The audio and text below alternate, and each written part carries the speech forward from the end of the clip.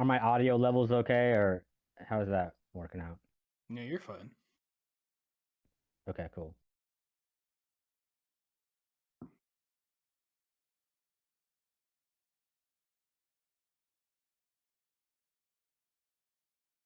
All right. Was there anywhere in particular that you felt like starting, or would you like me to take the reins on this one? Either way.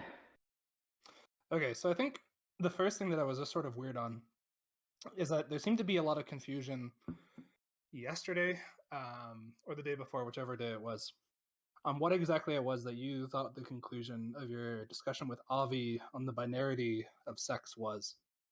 And that seemed to come up with over this conclusion that Clue in here had like no idea what you were saying, but at least a few of us went and transcribed your conversation, and there was at least one point where you seemed to suggest very clearly that you accept the existence of individuals who are both male and female by the definition that Avi had worked out with you in existence, and that you were fine with that, and that as a consequence of that, it seems like you should accept the argument that Avi gave you as well. Like, where do you stand on that? Okay, so in that conversation, if I recall correctly, like we were talking about, Avi was trying to establish how there's a male and female, like hypothetically, there's a male and female person, right? And so my point in that situation was, okay, if there's a male and female person, right, Mm-hmm. then we need words to distinguish that person, from so we can talk about that concept. So when I asked Avi what word he had, um, all we got out of that was male and female, and I'm just not thinking that that's a very like I don't know if that's the scientific designation for those types of people. I don't think it is.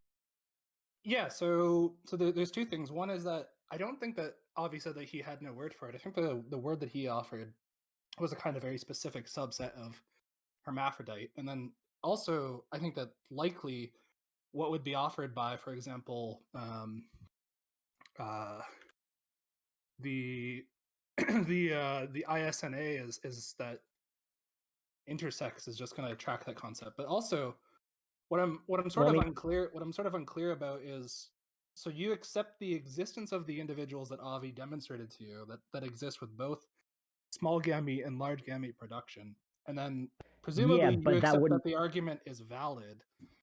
So I'm just wondering, what do you accept the conclusion of Avi's argument or no? Well, the thing is that if we have a person that is male and female that we're going to designate male and female, there's got to be clear parameters for what makes them male and female, right? And then we're going to have a word for it. And from what I gathered, the example that Avi brought to me, or in that debate, was of a male, someone who is actually considered by experts to be a male with the presence of a large gamete. And I'm not sure anyone is referring to that person as a male and female.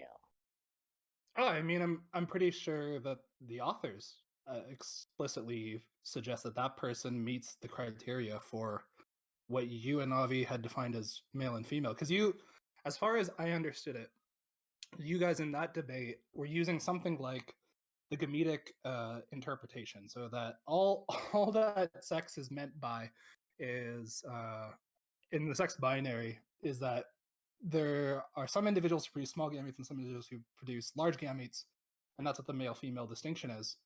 So I'm just confused considering that that seemed to be the definition that, as far as I understand it, you offered. There are individuals that Avi demonstrated to you that produced both small and large gametes, and therefore would be both small and, or it would be, therefore be both male and female. And Avi even said that like there are some labels furthermore for that, some kind of hermaphrodites, intersex individuals. So do you accept the conclusion of the argument or no? I'm just sort of Well, like not if not clear that I got an see, answer there. so my whole point with Avi in that situation is the same thing. If we have words for these categories, then we have words. If they're defined and the concepts are clear, then Yeah, that's great. I'm not gonna have a we do have words. We have male and female, and then we have people who are male and female. Avi also calls those people hermaphrodite, and some other people call them intersex. So, so Avi has like Avi has a category for those people, and then also we don't even need a label for that category. We just can call those people male and female. We just have to deny that unless we're gonna sex is binary. unless we're gonna talk about those people, we're gonna need words to refer to them. And I mean, the intersex is a term that covers like 40 different conditions. You know Yeah, what I mean? So I agree. It's a subtype of intersex for people who are truly intersex, the people who are truly right. both male and female. It's like the particular term would just be true intersex, just like it's true hermaphrodite. And so what I'm wondering Well, is from what I understand is that the term. considering that we demonstrated, you gave this definition of male and female, that was sort of the gametic entailment view. That was the view that you guys accepted from the outset of the debate, to my understanding. Do you Yeah. accept, because of that and the fact that Avi demonstrated someone who produces both large and small gametes, do you accept the conclusion of the argument or no? Just give me a yes or no answer, and then you can explain the yes or no answer, but just give a yes or no. Okay, well, it's really important to understand just something. Give me a yes or that, no. Like, do you accept the conclusion of Avi's argument or no? we went through the whole time last time, and it's like, correct. And so do you I'd accept really the like to just conclusion be of able the to say argument or no? The conclusion of the argument is the sex a person can be as standardly used in the literature is not I think Avi weirded that conclusion weirdly, but like, look, do you accept whatever like the most charitable interpretation of this sentence is?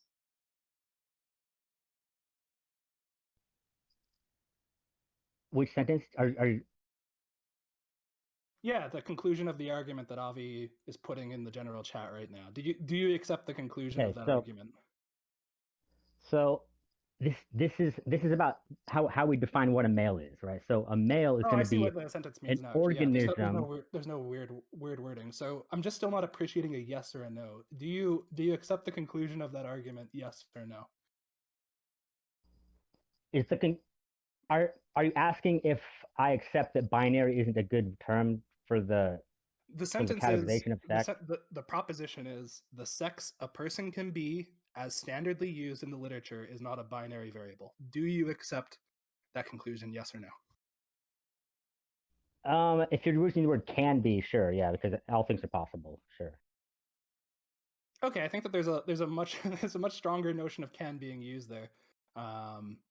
And so what we're really asking is whether or not the way that sex is generally used, do you think that is captured as a binary variable? Yes or no? I personally don't think the word binary should be applied to like biological organism. It doesn't seem very useful. Okay, cool. I mean, and that's what I said in the very onset of my discussion with Avi. My whole point is trying to get to like, what do experts actually say, right? Of course, like the term hermaphrodite has been used in the past, like ancient times, people had this concept of hermaphrodites, but recently we've come to the conclusion that these are unscientific terms. Do you agree or disagree? I don't think that the conclusion actually is that they're unscientific terms. I think that the idea of binarity and sex actually still is used by certain people. I think it's just the conclusion of most human sexologists and biologists and geneticists that it just doesn't track what's going on with humans very well. Right. And at least one of those reasons is because for some people, what sex means is the gametic entailment view, and on that view, there's no reason to think that sex is binary, as demonstrated by the existence of individuals who are both male and female. So to come to the conclusion that someone can be male and female, we have to have a definition for what constitutes someone to be a male, right? And I'm thinking like you have to take a whole organism approach. We're not just going to say, well, there's a male characteristic, so that person is male. Wait, right? But You have to take a whole systems approach. That's just an extension upon the gametic entailment view. So are we now changing what definition of male and female we're using? Because that would be a move onto a different topic. It's unclear to me if that's what you want to do or not. But I'm also still not appreciating an answer. So is it something like, okay, hold on. No, all I want to do is just go by what the experts go by. It doesn't really Yes. matter what I think. We just want to go by what the experts go by. You know what I mean? If the experts have a word and if they're using the word hermaphrodite to classify people as male and female, then that's fine. That was my whole point. Like if this is the case, what this we still come to the situation where we need words, and this is kind of what I want to get into is what we need, how words work, and how we So it like sounds the utility of it words. just sounds like you accept this argument on the basis that you readily accept premise 2 because you don't think that the Gametic entailment view is what people mean when they say sex. That's what it sounds like to me. Well, I feel like when there's a sex determination that is made, okay, they look at multiple factors and it isn't just one or the other, but they look at the primary factors. Primary characteristics are obviously going to hold more weight than a secondary sex characteristics, right? It actually just won't be secondary sex characteristics. Secondary sex That's characteristics, right. as used by medical Right. practitioners, Right. refers to Right. pubertal development. And so what I'm saying, and like from my vision of it, the way I see it is that the presence of a characteristic in a male organism, let's say the presence of a female characteristic, even if it is a gamete, isn't going to override the fact that the person is a male. You know what I'm saying?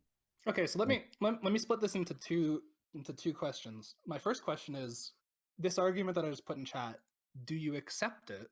Do you think that the premises or the argument's valid and the premises are true, and thus the conclusion is true?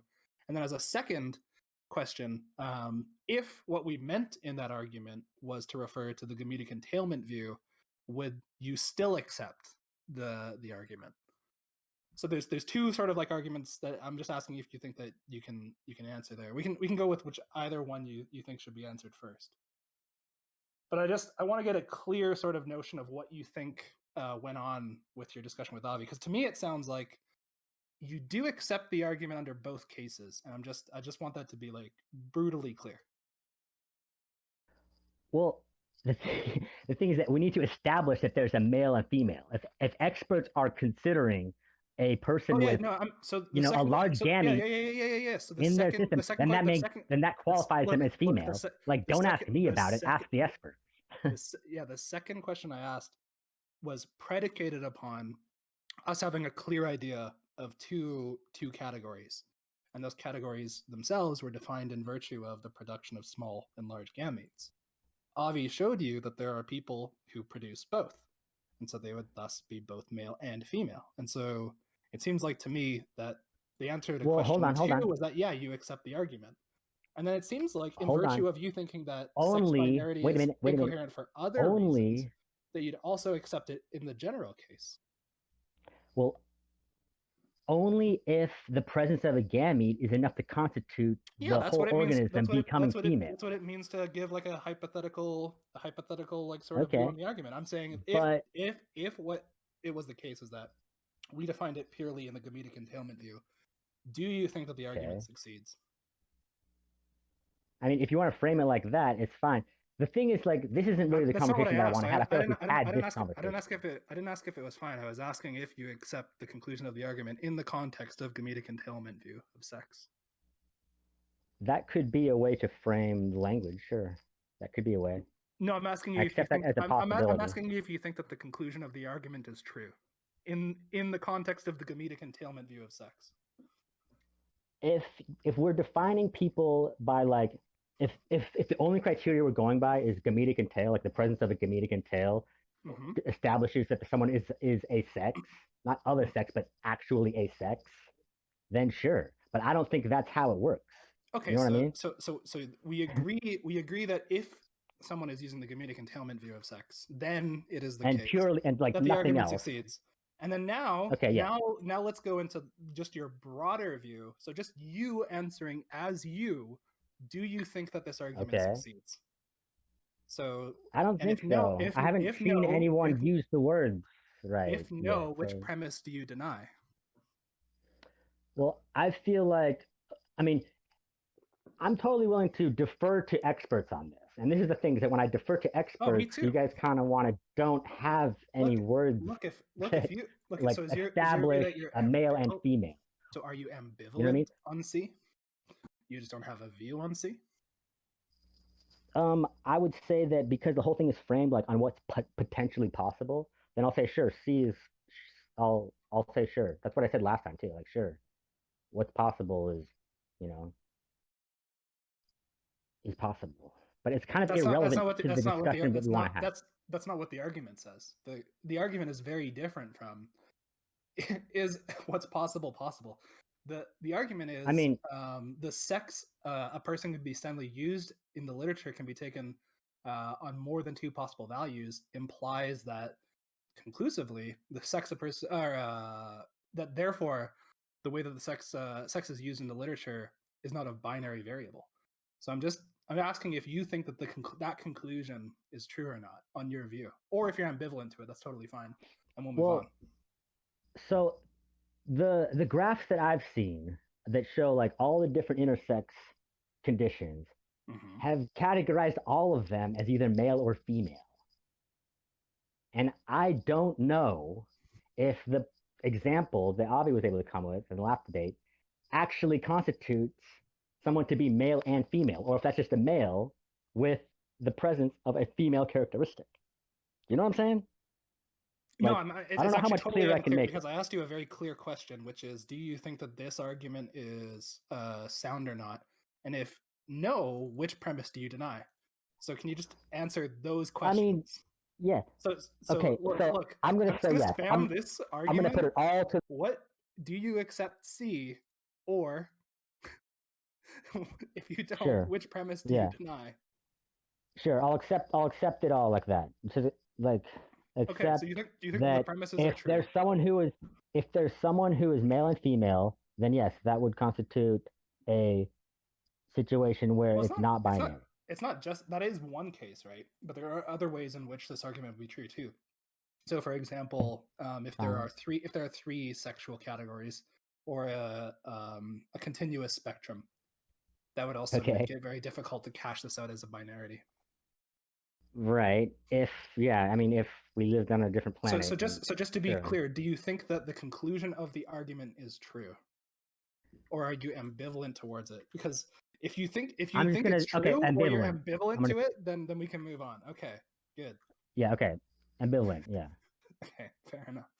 So I would like to move on to the actual point, which what we were talking about does tie into what I'm talking about. But I just want to move to the broader point. I think it does too. I just really wanted it to be clear because, if you want to hop on mic for a little bit, Avi, if you have time, I'm more than happy to like sit here for a bit if you want to press on it. I don't want to press on that too much because it sounded like I just wanted to be about other topics. I'm mostly just annoyed because yesterday he was calling out people in here for not tracking your discussion, but it seemed like he was flip-flopping on your discussion. So if you want to hop on, I can mute up for a couple of minutes. If you just want to do a really quick press on the ambivalence, I'm more than happy.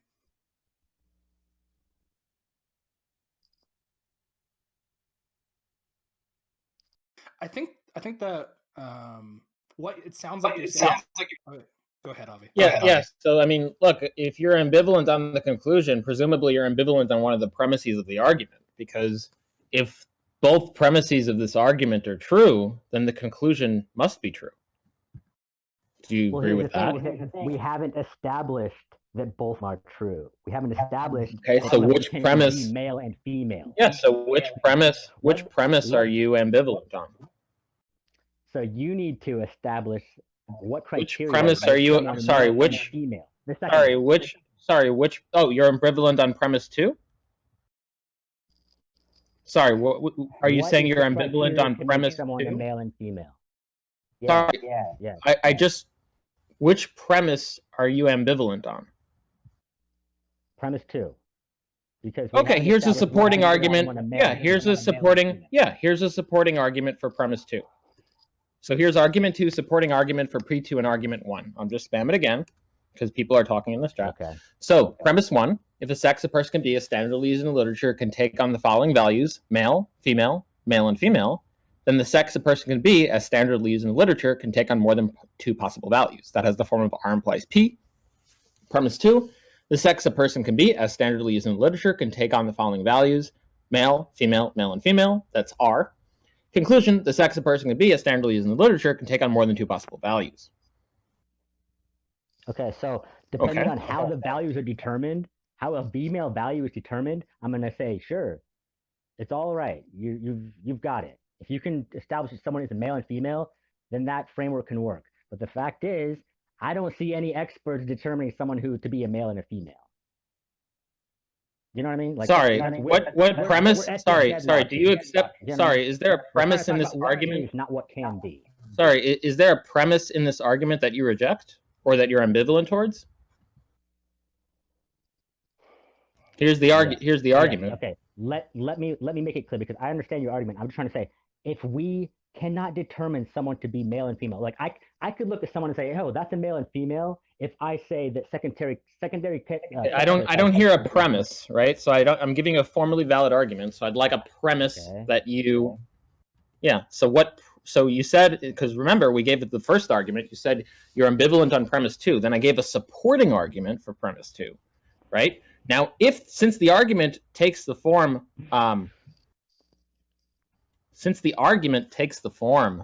of a valid argument, right? It's a modus ponens. So presumably, if you accept both premises, you accept the conclusion. Now, if you're ambivalent on the conclusion, presumably you're ambivalent on one of the premises. So I just like to know what premise or premises you're ambivalent on. The second one, because we. Oh, the sex a person can be, as standardly used in the literature, can take on the following values: of male and female. Yes. Male, female, male, and female. I don't. Is that right? One saying. Okay. Well, premise two in that argument has another supporting argument. Here it is. Okay. Argument 3, supporting argument of premise 2 and argument 2. Premise 1. Okay. If the sex of a person can be a standardly used in literature, can take on the value of male, and the sex of a person can be a standardly used in literature, can take on the value of female, and the sex of a person can be a standardly used in literature, can take on the value of male and female, then the sex of a person can be a standardly used in literature, can take on the following values: male, female, male, and female. Premise 2. Sex of a person can be a standardly used in literature, can take on the value of male. Can we just pause? Premise 3. Can we pause? Sex of a person. Sure. Let me just complete the argument. I just want to ask sex of a person be a standardly used in literature, can take on the value of in the female. Literature? Where is it premise in the literature 4 that there are male and female? That's all my question. Sorry. You're saying if the literature says male and female. And then here's the conclusion. So here's the argument again. This is the argument for premise 2 of the second argument. So do you accept the conclusion that the sex of a person can be a standardly used in the literature, can take on the following values: male, female, male, and female, or do you reject one of the premises? I have yet to be seen the someone who is male and female, or like the literature, to refer to someone as a male and female. That is yet to be seen. Sorry, which premise do you reject? The one that includes whether or not there is a male and female in the literature. You're saying that there is, and I'm saying that I haven't seen it. Oh, so is that premise 4? Are you saying you reject premise 4? Sure. I want to be clear. So premise 4 says the sex a person can be, as standardly used in the literature, can take on the value of male and female. Is that the premise you're ambivalent on, or you reject? Yes. Okay, so here's a supporting argument for premise 4. Argument 4, supporting argument for P4 of argument 3. Okay, here it is again. Premise 1, if the individuals with true simultaneous hermaphrodism are standardly referred to in the literature as being both male and female, then the sex a person can be, is standardly used in the literature, can take on the value of male and female. Premise 2, individuals with true simultaneous hermaphrodism are standardly referred to in the literature as being both male and female. Conclusion, the sex a person can be, as standardly used in the literature, can take on the value of male and female. Are they though? Like, sorry, do you reject a premise of this argument? I'm rejecting the premise that it's standardly referred to as male and female in the scientific. Sorry, which premise do you reject? I'm trying to tell you, I didn't number them myself, so I'm just trying to like. Well, it's being posted. It's being posted here. You can read general chat. It's being posted many times. I'm just holding my thumb on the push to talk. You can. It's okay. You can take it off, and you can take some time and you can read the argument. Oh my god, dude! Okay, or I can read it again if you'd like. can you just listen to what I'm saying? So I'd like a rather than your premise. Well, I have a formally valid argument for the premise you're ambivalent on. So I'd like to you're know which asking me a premises. question, and I'm trying to answer it directly. You're saying which one am I Yeah. So the ambivalent on? first, I so don't the wanna- first thing out of your, so the Oh first thing out of your my mouth should be the number of the premise number that you reject. Is it P1 Okay. or P2? I guess it's P4. You said it was P4. Well, no. This is argument 4 only has 2 premises. It doesn't have 4 premises, so it Cool. can't be P4. If you right, remember P4 was the argument before that you already tried to reject. However, I'm giving a supporting argument for P4. Right? This is the 4th argument I'm giving you, which is the supporting argument of P4 of argument 3. That has 2 premises. So it does. You can't say you're rejecting P4 because there's a formally valid argument for P4, and this argument only has 2 premises. So, can you please point to me where, like, you're saying if? Sorry, is there a premise you reject? Can you hear me? Yeah, Okay. is there a Can premise you reject? Can you hear me? Yeah, I can hear you. Is there a premise you reject? Okay, which premise do you reject? I'm gonna say it. Can you listen? Yes, please. What premise do you reject? Sorry. Can you listen for me for a second? Yeah, what premise? What is there a Okay. premise? What premise do you reject? My thumb is on push to talk, so when I say it, All you have to say is premise 1 or premise 2. There's one of 2 choices. It's literally a number. It doesn't take a long time. Sorry, What premise? Is it 1 or 2? Can you recognize your premise by me speaking it? Sorry, can you 1 or recognize 2? your own premises? Is it 1 or 2? Is it premise 1 or premise 2? Dude, my thumb is on the push. Okay, take your thumb off the push to talk and click on the general text and read the argument.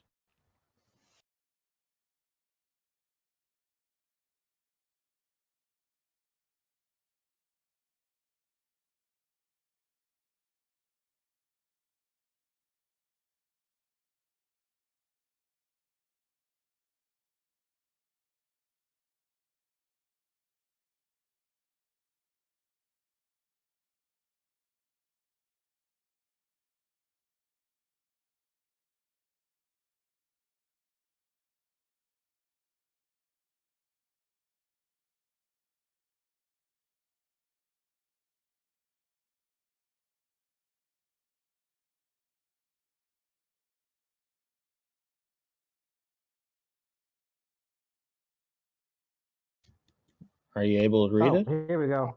Sorry, I had to get back to the push to talk button. I'm not used to this fucking Discord shit, so. Okay, cool. So is there a premise that you reject? If there is literature that refers to people as male and female, then that's what it is. I'm not. Sorry, is there a premise you reject? Or are ambivalent on?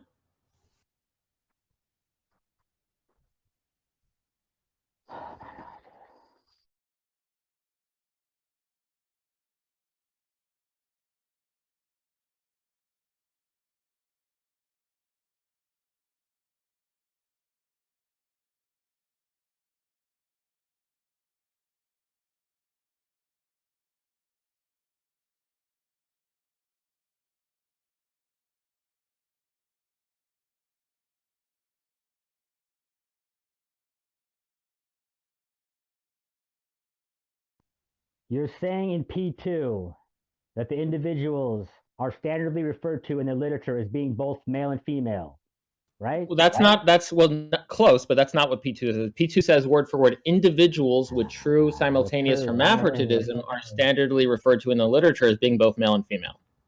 Okay, are they though? They are though. Here, okay, so here, yeah, sure. Here's the literature. Okay, great. I'm glad you asked. Okay, so here's the literature referring to individuals with true simultaneous hermaphroditism as being both male and female. Here's one link. Here's a second link referring to them as male and female. Here are, in addition to that, there are textbooks that refer to it as such. There's glossaries that refer to it as such. I can post that in general as well. Here you go. Cool. So here's my argument, all right? Wait, sorry, do you reject P2? Wait, do you reject P2?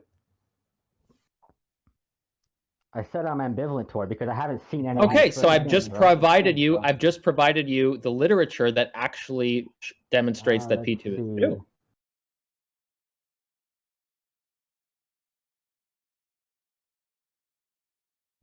Would you like more literature? I provided you 3 sources. I can provide you a 4th. Okay, so here's my thing: is that enough to constitute a person being considered male and female? I don't know. Wait. Sorry. Do you reject P2? Are you ambivalent toward P2? Because I just showed you the literature that does refer. All P2 says is that it's standardly referred to as male and female, right? So okay, yeah, that's fine. Okay, so do you reject P2? Because I provided you evidence showing that they are referred to as male and female. Sure. So do you accept P2? Let me go back to P2.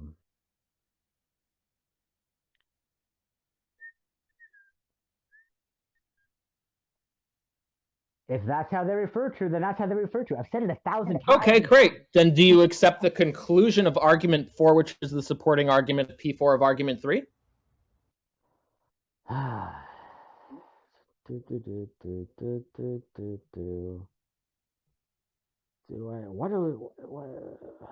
P4 argument 3? Oh my god, dude!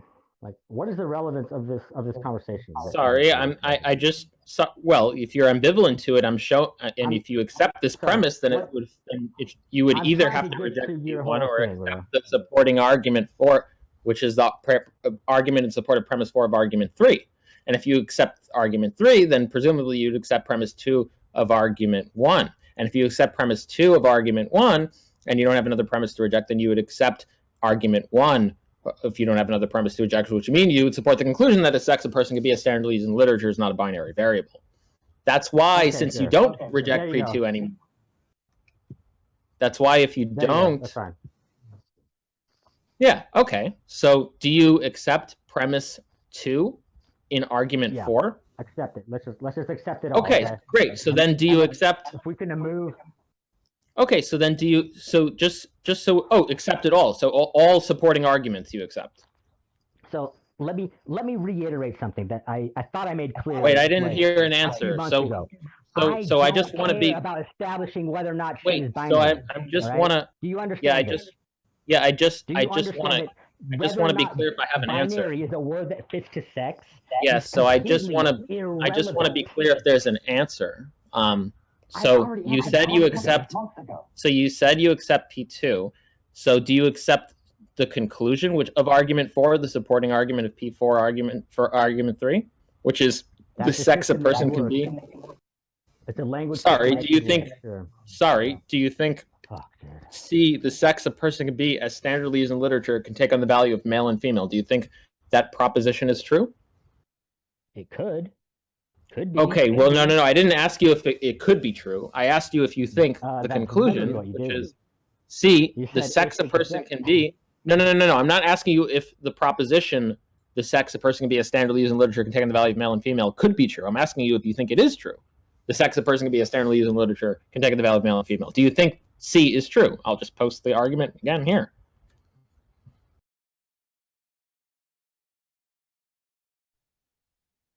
Do you think C is true? Yes, you're saying, can it take on the value of male and female? Sure it can. Anything can. Sure. Okay. Do you? Sorry, I just want to know if you think the conclusion C is true.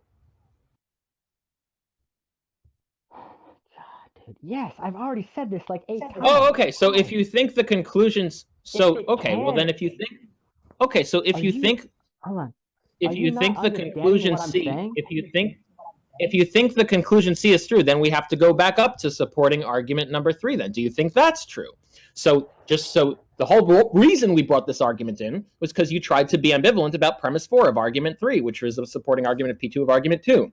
So now, do you accept the conclusion of supporting argument 3, which is the supporting argument of P2 of argument 2, which is conclusion, the sex a person can be as standardly used in the literature can take on one of the following values, male, and female. Do you think C is true? If someone can be male and female, someone can be classified as male and female, sure. Sorry, do you think C is true? Sorry, do you think C as the proposition, the sex a person can be as standardly used in literature can take on the following values, male, and female? Do you think that conclusion is true? It can be, yes. I didn't ask you if can it can be true. I asked you if the conclusion. a person can No. be as standard. No. That's the proposition. Well, that's the. Yes, So I'm not asking you if the proposition. This is a pointless itself- argument, dude. Can we Do go you on think- to the do you actual think- argument we're trying to talk No. about? I didn't ask you if the sex a person can be a standard used in literature can take on the following values: male, and female could be true. I'm asking you if you think it is true that the sex a person can be a standard used in literature can take on the following values: male, female. Can. Do you think C is can. true? You're literally. Do you asking think if it C can is be true? I'm saying yes. I'm saying yes. So do you think C? Do you think no? I'm asking you if you think C is true, not if you think C can be true. Do you think the conclusion, which is proposition R, which is it's R, the variable R, which is conclusion in argument 3? Do you think that conclusion is true? Yes, I'm going to say yes to all your questions, dude, because I really want to move on to okay, cool. So if you accept, so then do you accept, so then do you think, non-binary so then do you think, so then do you think, if that's the case, well, remember the whole, yeah, so if that's the case, then remember the whole reason, argument in the first place. You haven't figured yeah, it so out if that's, after months. so if that's the case, because remember the whole reason we brought in that argument in the first place, because you were ambivalent or you tried to reject premise 2 of argument 2, which is the supporting argument P2 and argument 1. So then I'll just go back and ask you if you accept the conclusion of argument 2, which is the supporting argument of P2 of argument 1. Okay?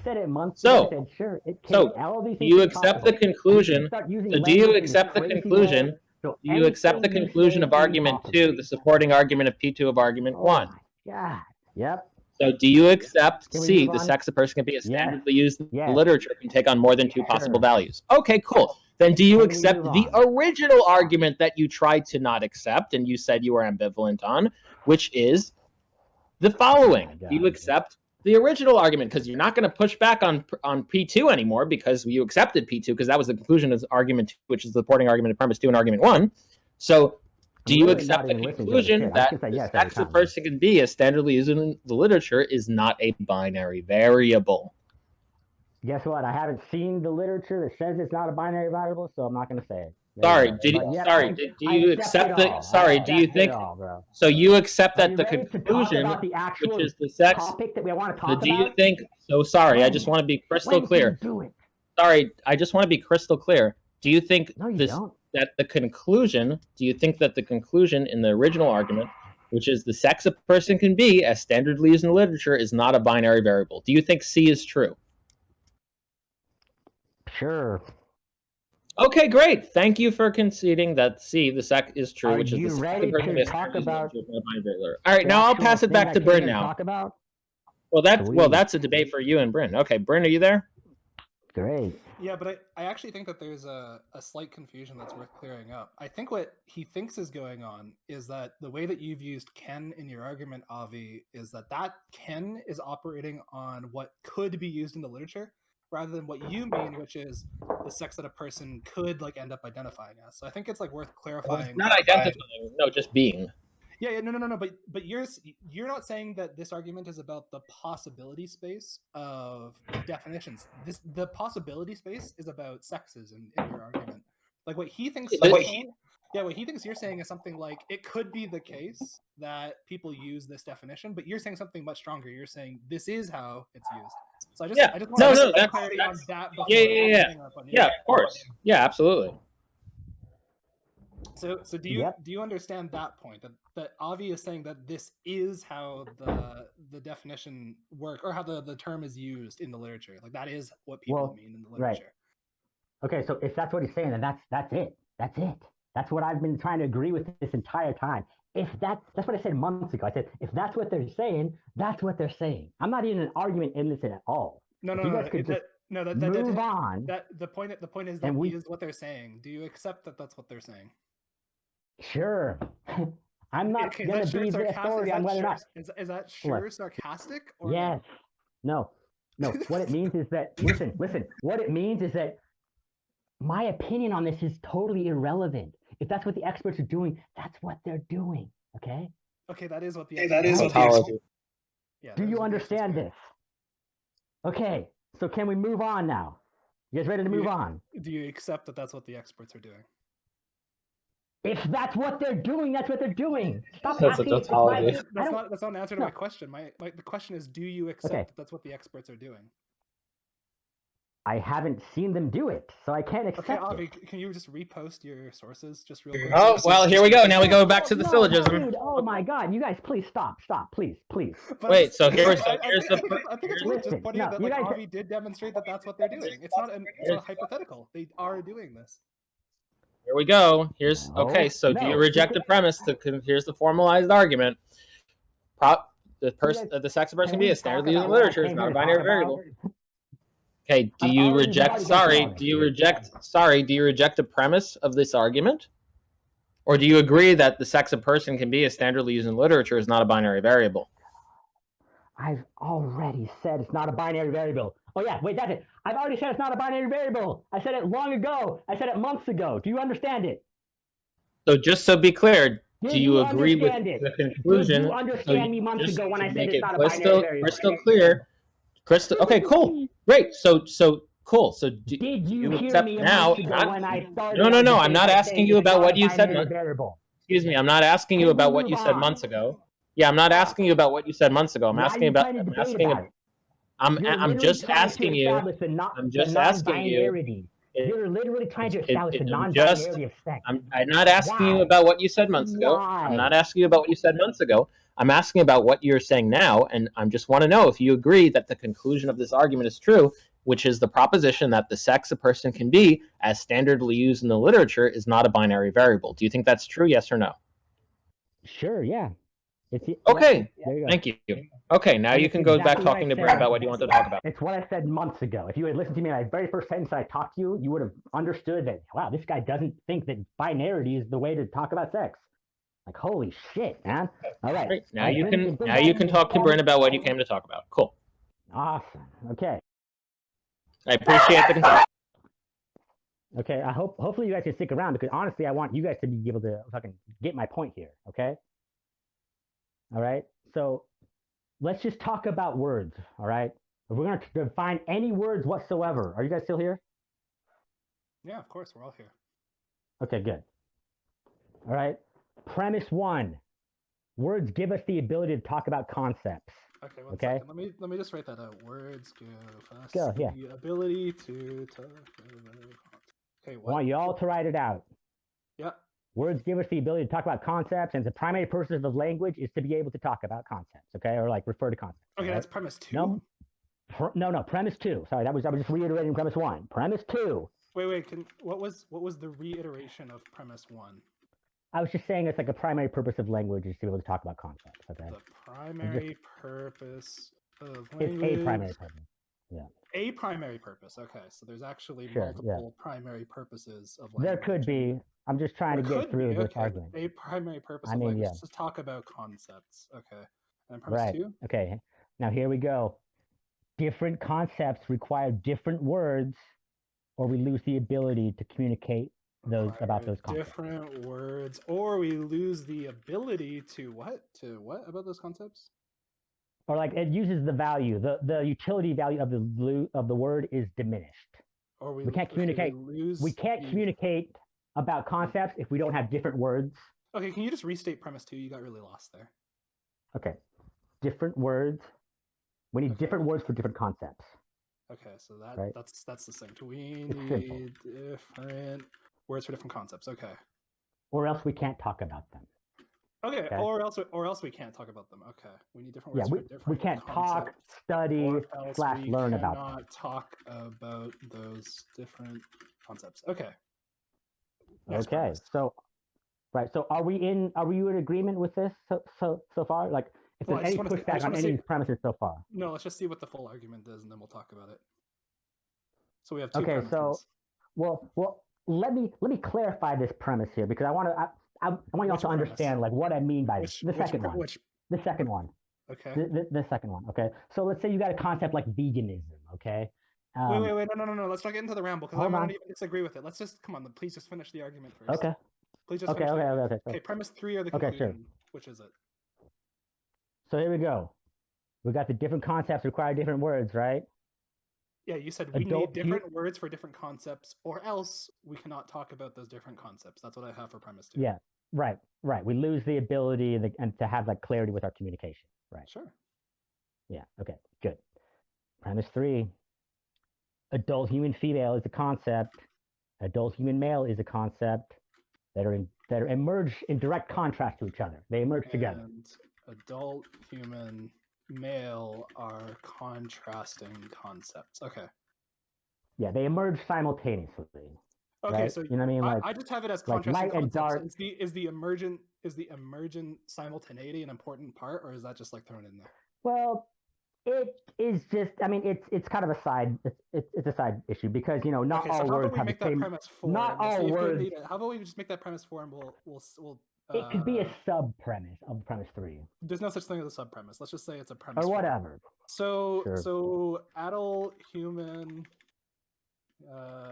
female and adult human male emerge as concepts simultaneously. Okay, so we're at premise 5 or the conclusion? Well, we could add more shit into it by saying like premise 4: a male who wishes to be perceived as a woman is a concept. Male who wishes to be perceived as a what? Sorry, as a woman. Yep, Is a concept. is a concept. Okay, it's a so concept. That's premise 5. What's premise 6 or the conclusion? Sure. Adult human female is not the same concept as a male who wishes to be perceived as a woman. Adult human female is not the same concept as an adult human woman. Okay. No, a male who wishes to be perceived as a woman. Oh, as a male who wishes to be perceived as a woman. Okay. Premise 7 or the conclusion. So here we go. That's it. Trans women are not women. Okay, conclusion: trans women are not women. Okay, so this just isn't formally valid. Hit me up. Like right from the outset. I'm just. Well, I mean, I'm not I totally could fit more. I could fit more premises in there, but I'm just trying to get straight to the point. Like, if you don't know where I'm going with it. Isaac, you have the best knack for formalizing garbage. Are you willing to come on to try and help steal my Absolutely not. No. Why would you even try to make me do that? Because I personally don't want to figure out what the formal structure of this is going to look like. Because we're at 6 premises and then just trans women are not women at the end. No, well, listen. The reason why I just jumped straight to there, you know what I'm saying? The reason why I just jumped straight to there is because if you guys can't see where this is going, I might as well just go straight there. Different concepts require different words. That's really the only premise I need. That's the only premise I need. That's not the only premise you need. It isn't. So look, look. Listen. So this is the new argument. Look, just hold on for a second. So we're saying that this is the shit argument. We'll label it argument 1, the shit argument. So instead, what we need is the good argument or the minimal argument. And that is gonna be, let's see here. That is this. This is that argument. Okay, this is also not valid. This is not a valid argument. So I'm just wondering, how do we get to C in either of these arguments?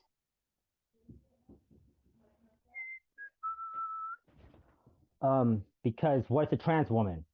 Define what a trans woman is. Yeah, I think that's a big question. We could get into that. I'm just not seeing how it follows. Okay. It just doesn't follow. See it? Well, for one, I'm not the one that has brought up the concept of trans woman yet. That's something that's on you. I haven't even mentioned the word trans woman in this conversation. Let's back this up, because right now I'm just wondering if it's in your concept of trans woman that it follows trivially from one. So like let's say for example, let's say we have let's bring back up the good or the minimal argument, and then we say indeed what we have defined trans woman as is that definitionally it is if we need Let me just copy and paste it here, so that we could get to what you've said here. If it is that. Wait, that's my bad. 1 second. So while you're thinking about something, I just want to. No, just hold on. Just Okay. hold on. We'll be done in a second. So if it is that,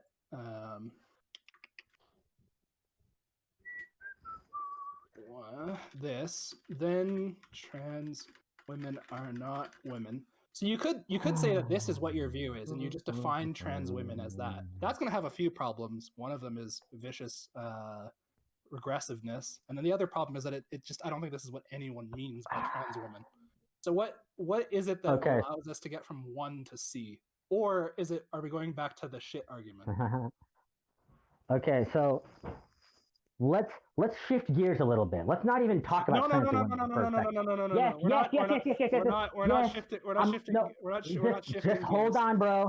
Hold on. I need you to understand something. Please let me fucking say shit, dude. Please. Can we at least admit? Okay, so here we go. We got the word vegan. Okay, so a vegan is anyone who identifies as a vegan. What is your initial response to that? A vegan is anyone who identifies as a vegan. It's just completely unrelated to the point. Can you admit no, this is entirely my point.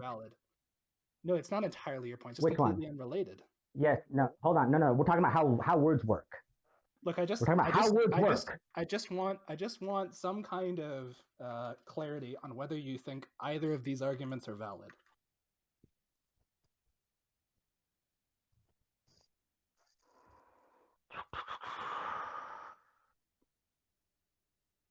Yeah, they're valid. They're valid. Okay. They're both valid. Interesting. So listen, let me give you an example. Let me give you an example. A vegan is anyone who identifies as a vegan. What's your initial response to that? Do you disagree or not? I would disagree. I don't have an eliminative or regressive view of definitions in the context of vegan. But it's also just besides the point of whether or not either of these are valid. Hold on. No. Do we want, let's say we want to collect data about a vegan diet, a specific vegan diet. We want to collect data about it, right? We want to learn about how certain vegan diets, we want to study it, right? That's what my premise is about. We want to study a concept. We're going to study veganism. How healthy is it, right? What are the effects, okay? Mm-hmm. What do we need? What do we need if we're going to study veganism? We need a definition for veganism, right? We need a definition for what it constitutes, right? So you're in agreement there, right? If I start saying, well, a vegan, I mean, you can eat meat and be a vegan. If you're mostly vegan, then that's let's say anyone can just determine what a vegan is that feels right to them. Why doesn't that work? Or does it work? Is that going to work for you? I think it would just be an incredibly private definition of vegan. Right. And so it wouldn't be functional, right? I mean, or let's just say it could be functional. It's not going to be functional. But I'm not seeing how that's related to the original conversation. I'm going to help you. I'm going to help you out. Okay, so just pay attention, all right? If I start using the word vegan to mean whatever I want it to mean, and a whole bunch of people start saying, well, yeah, I'm a vegan, and they eat meat because they're like, well, I'm mostly vegan, but that means I'm a vegan, okay? Are you going to push back against that person, or are you going to say, no, we need vegan to mean something specific? Be honest. No, I actually, if it got to the point where it was widely the case that what vegan meant was something like I am mostly a non-animal product eater, then I actually don't have a very prescriptive view of linguistics. I think that it would just take on the concept of someone who is largely a non-consumer of animal products. Okay, but now what if someone just said, well, a vegan is anyone who identifies as vegan. So I'm eating 80% meat, but I'm still a vegan. I just don't think that that's how anyone uses the word vegan. I just don't think that's how anyone uses the word vegan. You're right, they don't. But what if that happened? What if that started happening? What would happen to the utility value of the word vegan? The biggest issue is that definition has no value because it's a regressive definition. Correct. So we can all agree that a vegan is anyone who identifies as vegan. It's off the books. We're not going to accept that at all. It's completely ridiculous on its face, right? Well, no. If you just say, No, it's. I don't If you think it's. just I don't think say, it's. I don't think it's. I don't think it's well, unacceptable. It just wouldn't have any utility. let's say it's, yeah, that's right. That's what I mean. It's unacceptable in that sense that there's no utility to that word anymore, right? Yeah, but I think that Correct? happens. I think that happens probably fairly frequently. Right. So a word that has no utility, right, is less valuable than a word that is like that doesn't have that quality to it. You know what I mean? That a word that is very specific. You know what I mean? Do you agree? Yeah, generally that's how linguistics works. Yeah. Great. This is my entire point, because if you can understand this point, you can understand the entire gender critical argument. We need words to refer to specific concepts. I actually just don't see how it relates whatsoever. I think that woman is a specific concept that does pick out particular features in the world. I don't think that the way that people use woman is a circular definition.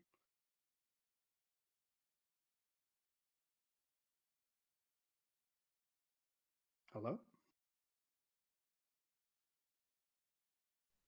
Can you hear me? Hello? Hi. Can you hear me? Sure. Oh, sorry, I just cut out for some reason. I'm saying, what is the concept? What do you mean, what is the concept? Oh, shit. I was saying something. We're in the middle of something. Sure. Shit. What was the last thing you had just said?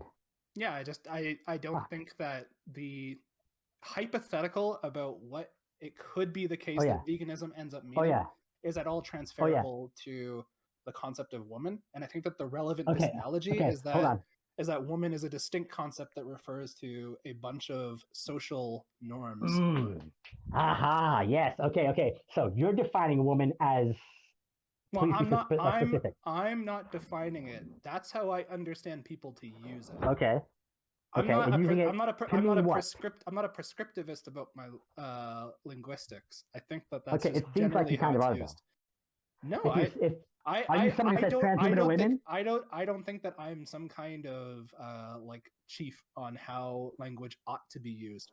I think that the way that language about trans women, the way that it's used, is such that trans women are valid.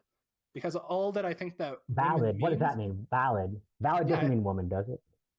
No, I think that they are valid in the sense that the term woman applies to them. Okay, in what way? Like how? Yeah, because woman is a term that refers to a bunch of socially determined characteristics and the way in which we perceive those people. Like what? And that generally speaking... Be specific. Let's get specific with that, please. Yeah, so I think that it refers to, if we want to... tell me when we need to get more specific, but generally speaking... Yeah. It refers to things like gender roles, fashion statements, gender roles, certain kinds of expressions of like bodily organs, stuff like that. So like, for example, like trans women generally like attempt to grow breasts, they attempt to grow longer hair, they attempt to wear more feminine clothing, and those are all sorts of things that get wrapped up in their gender expression. So there's another side to it too. There's another side to it too that also matters, importantly, which I think is the identity of people's genders, which is the phenomenological characteristics of what it is like to be a woman. And I think that trans women also experience those in a way that is distinct from how cis women do, yes, but is still that of... Can I quickly... Right. No, so you keep using the word woman to like reinforce this idea that trans women are women. Mm-hmm. But I just want to ask you a really quick question. Are there any of these characteristics that are not sexist stereotypes? Yeah, I think that they're actually... Which one? Yeah, I think they actually are. Well, look, which do you think they are, and why do you think that it's all of them? I would say everything you're going to associate. Hold on. The other issue is even if they were, that's just going to be in line with someone who's a gender limitativist who still thinks that people are going to be trans women under the context of a like sexist hegemony. That's not going to change that fact, right? If all that woman is a bunch of stereotypes, which we call sexist for whatever reason, then someone who expresses those norms is going to be someone who is nevertheless a woman. It's just the case that we also have this further prescription of eliminating those norms from society.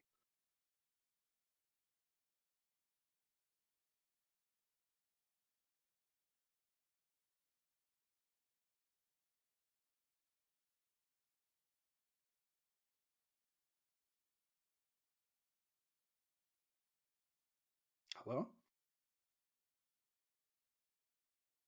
Can you hear me? Sure.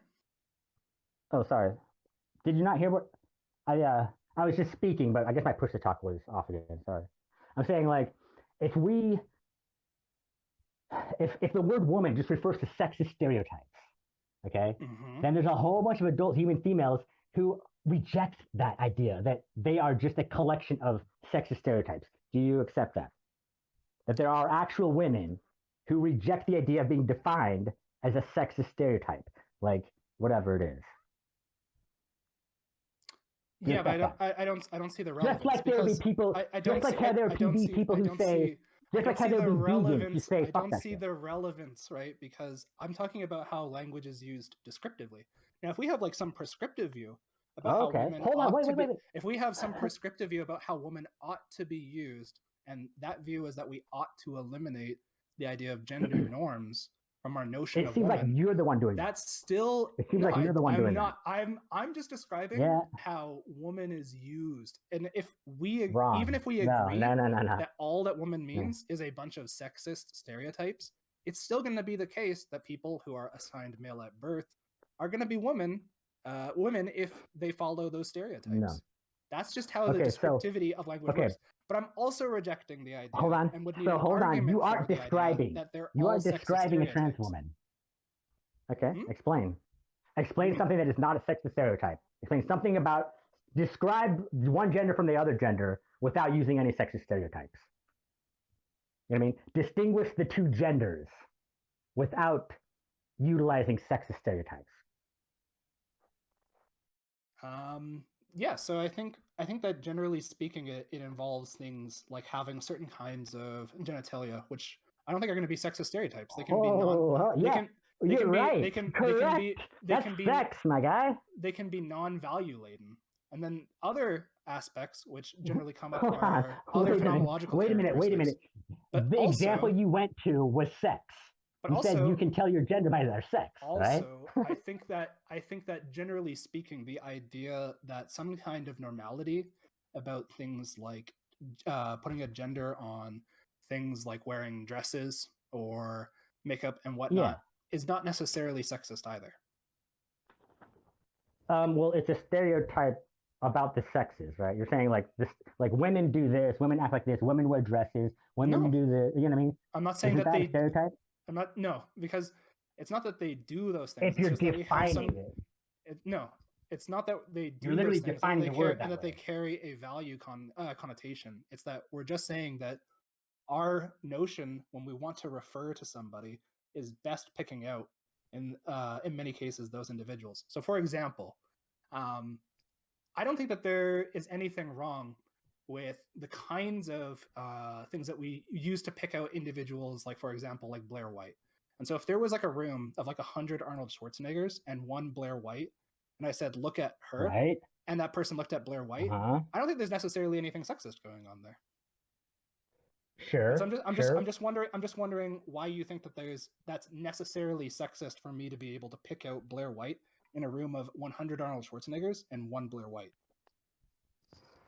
Well, it wouldn't necessarily be sexist until you start saying that Blair White is a woman because she performs these certain sexist like you're trying to say that that's what makes her a woman, is that she looks like a stereotypical woman or whatever. Right? She looks like, she acts like, she dresses like, she performs like, and she has the experience of being a woman. And that fact makes it the best for me to use woman to pick out Blair White in public. Okay, so let's say RuPaul. Because we agreed from the same example for RuPaul. Is RuPaul a woman or not? We agreed from Is RuPaul a woman or not? Is RuPaul a woman or not? I agree with your initial premise, right? Which is just that words give us the ability to talk about concepts. And I think that the idea of a woman gives me the ability to pick out individuals like Blair White in a crowd of 100 Arnold Schwarzeneggers. I don't think there's anything sexist going on there. Okay, good. Now let's say you want to learn about trans women. Let's say you want to advocate. Let's say we want to advocate for trans women or something. You know what I mean? You want to learn about them. Or let's say we want to learn about the populations, different ratios, male to female ratios, or like we just want to learn about trans people, okay? Mm-hmm. What do we need to do if we want to learn about trans people? We need to have a definition for trans people, right? Sure. What's your definition for a trans woman? Yeah, so I think trans woman is just a woman who was assigned male at birth. Wrong, bro. You can't do that. No. You can't just use the word woman to describe what a trans woman is, because now you are conflating a woman with a trans woman. That doesn't give me any information. It does. It does give you information because sex is not assigned. A cis woman. I just need to stop this. So look, sex is not assigned. It does give you information because I'll point this out, right? So we have the category of woman, and then what we have is the subcategory of a cis woman who is assigned female at birth, and then we have a trans woman who's someone who is assigned male at birth. So we actually do get some information from trans women. We know that person was assigned male at birth. So we know that their sex characteristics are much more in line with being a man than they are with being, a male rather than being a female. And then if I said cis woman instead, I would be referring to someone who has female orientation at birth and didn't have to undergo a transition. And then if I said woman, I'm just referring to the entire category of those two things. At what point does someone become a trans woman? At what point does a male become a trans woman? I don't think that there's like a clear usage, but probably the best way to go about it under like a descriptivist view of trans women is just something like what we were describing earlier. It's when we have like an ability to refer to that person using woman and have it be like successful in our communication. So if I'm talking to someone else and I say like, look at that woman over there when I'm referring to like Blair White or whatever, then that's the point at which they're gonna be a woman.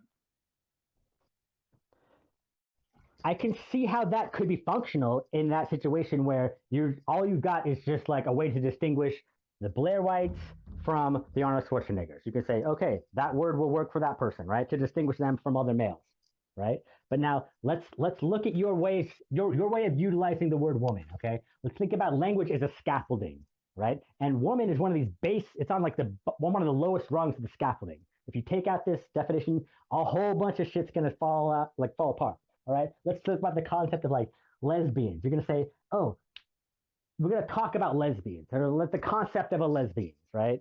Now, if you're including a whole bunch of males, or like, oh wait, these two lesbians, I'm talking about lesbians, I might be talking about two men, actually, two males, or a male and a woman.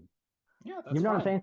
You won't be talking about men. You could be talking about two people who were assigned male at birth. But you hold on, no, observed male. Please don't say assigned. Women, assigned male. No one is assigned male. Assigned male is all we mean by observed. All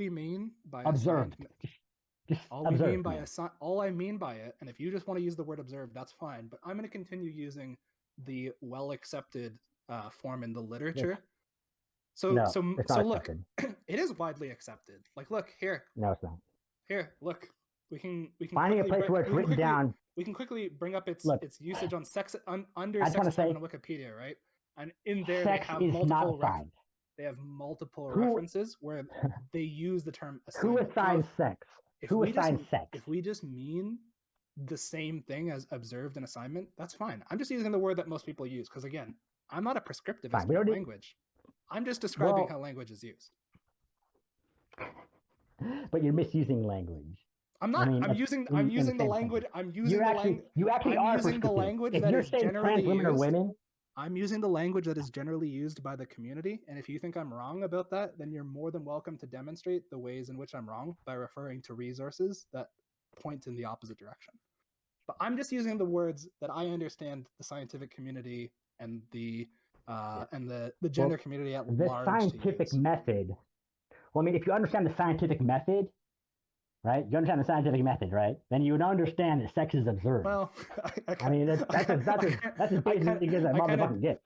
I kind of don't, but that's a side point. The point just is all I'm doing is I'm using the words that people generally use, which is assigned male at birth. Okay. If all you want to do is use observed at birth to mean the same thing, that's fine. That's just not what most people say. Okay. So moving past that, in your bubble, So if that were the case, right? If we were just to use observed, which again is not the word scheme that people are using. All that means is that woman has two subcategories, which is cis woman, which is observed female at birth, and then we have trans woman, which is observed male at birth. So that's all we get now. Right. So we've just replaced the word Okay. assigned with observed. Right. And nothing changes. So now let's look at the utility value of this word now that we're saying sometimes can include males, sometimes it can include women. It's just like, what is this concept of woman now? It's just sexist stereotypes. But now guess what? The concept of woman is wrapped up in stereotypes about expression. So now listen, do any of those males that are claiming to be trans women, do they need to perform any sort of the gender roles to claim to be trans women? There's if two so, there's two answers to that, and one of the issues is that, and I think this is something that you were mistaken on too, or at least were confusing earlier, which is that generally speaking, the way that gender is used conflates two concepts, one of which is gender expression, in which case, yeah, they do actually need to express the gender norms. The other is like a phenomenological characteristic, which is called gender identity, in which case they don't need to express those. And so for someone, so for someone to have gender identity expression, yes. For gender identity, no. Yeah, so gender identity is just like someone saying I'm a vegan because I identify as a vegan. Yeah, it's a very private and phenomenological experience. Okay, now except for when it isn't. Except for when it becomes a public experience. Yeah, when you start saying when you start saying to people that you are a vegan and that you get to advocate. Yes, that's expression. And in that case, then we refer to what the general usage of language is going to be. And in that case, then we'd say, yeah, there are going to be some men who are, or some males rather, who are able to express as women. So for example, in the case of like black and white. Yeah, by following the stereotypes that we assign to women in our descriptive usage, right? How do we distinguish trans women from women? Like, if we want to study trans women, how do we distinguish them from actual women? We look at their assignment at birth. Their observed sex, right? Yeah. Right. So their sex is male, all right? So now let's think about it. We're gonna study males. We're gonna learn about males. Let's pretend like we're an alien. We're aliens. We come down to Earth, and we're going to be like, okay, we're going to learn about males. We're going to learn about females. We have these concepts of males and females, right? Mm-hmm. We've studied reproduction of the humans. We've studied males. We've studied females. We're going to be like, okay, some of the males. We've noticed some of the males actually are doing things that we would say are characteristically females, right? Yep. And we're going to let's say those are trans women, right? Is there any universe where we would say, in a quest to learn about these particular males, should we categorize them as females? No, because look, I'm not doing that. I'm not saying that trans women are females. Very few. Oh, very few are saying that. I'm saying something different. I'm saying Chase Strangio is saying that. The lawyer for the ACLU is saying it. Isaac is saying it. AY is saying it. He says that trans women are female. Isaac, you're bro, right? Isaac, is he here? Are you at your mic? Before we move forward, just to clarify. So maybe are you saying what he just now. accused you of saying? I don't think it's relevant to the point, but did he say it's absolutely. I just want you relevant. to clarify whether or not he's strawmanning you before I continue. And the claim was just, I want to make sure I heard it perfectly. What was it? Well, I'll just let him repeat. Well, people are saying that trans women are females, and even you said a couple of days ago that trans women are female. You said they can be male and female. That doesn't sound like the same claim. They can be male and female versus they are female. So, all right, or yeah, sure. If you're saying that they can be female, male and female, when did they become male and female? Like, and what? How do you establish that they're male and female? Wait, why are you asking me this random question? Bryn, what was it that you were trying... Wait, just shut up. Bryn, what was it you were trying to ask me about? I don't want to go down some rambling fucking tangent. He brought up you as a counterexample to what I was saying, and while I don't think it's relevant to my point, I just didn't want to let him strawman you. The claim is that I think trans women are females? Yeah, I don't think what I said to him in my inbox is that they can be. As in, if Right. we were to have Right. the tech. Yeah. Can you shut up? Sorry, I can't. I need to mute him when I'm talking because he's just too stupid to even listen to. But I don't see what's wrong with that. I guess if you define it, if you define biological sex in terms of what you're given at birth, that's one thing. But I don't know that I take a definition like that. But it seems to me that, you know, females talking about a bunch of those kind of like physical characteristics. We're probably talking about things like chromosomes and like, you know, your body and a bunch of stuff, and it just seems like all of those things, it's logically possible for those to change without your like without you changing, you know. And if that's the case, then it seems like they could be pretty much any sex. So just to clarify the point, I think what he's doing is he's making a mistake where he thinks he's actually like restating the like binarity hypothesis. So he's saying something like, if you think that they're ever female, then they're not male, and so you do think that they are only female. But what you're saying is there are some people who are both, or could be both conceivably, that then identify as trans on like the gender level, and so they're trans women who are male and female. That's like one option. Well, but it also seems like you could have a trans person, so a person who's born with one sex, and you say they're trans in virtue of having a sex that differs from that which they were assigned, but then they say we went through some procedures and like edited their genes around and shit, and they just become a woman. I'm curious if Avi objects. I just want to also know if Avi objects to anything I'm saying here, because this is kind of medical stuff. I just don't see what's wrong with that. Like that seems right to me. That would be a transsexual trans woman. So what we mean by trans woman, and so we can look at like the wiki or like SCP or whatever. The first sentence on the wiki is just that the trans part in trans woman refers to the assignment at birth.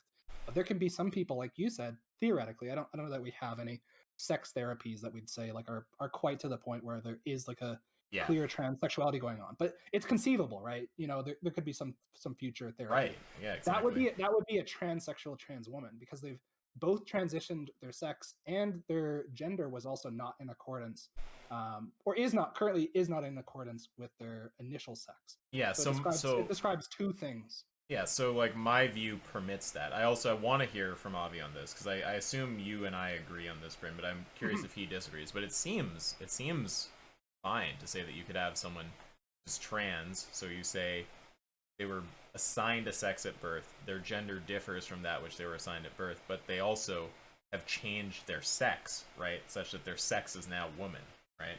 I don't see that there's any problem with having a trans woman who also their sex is a woman. Yeah, that's right. Because even if you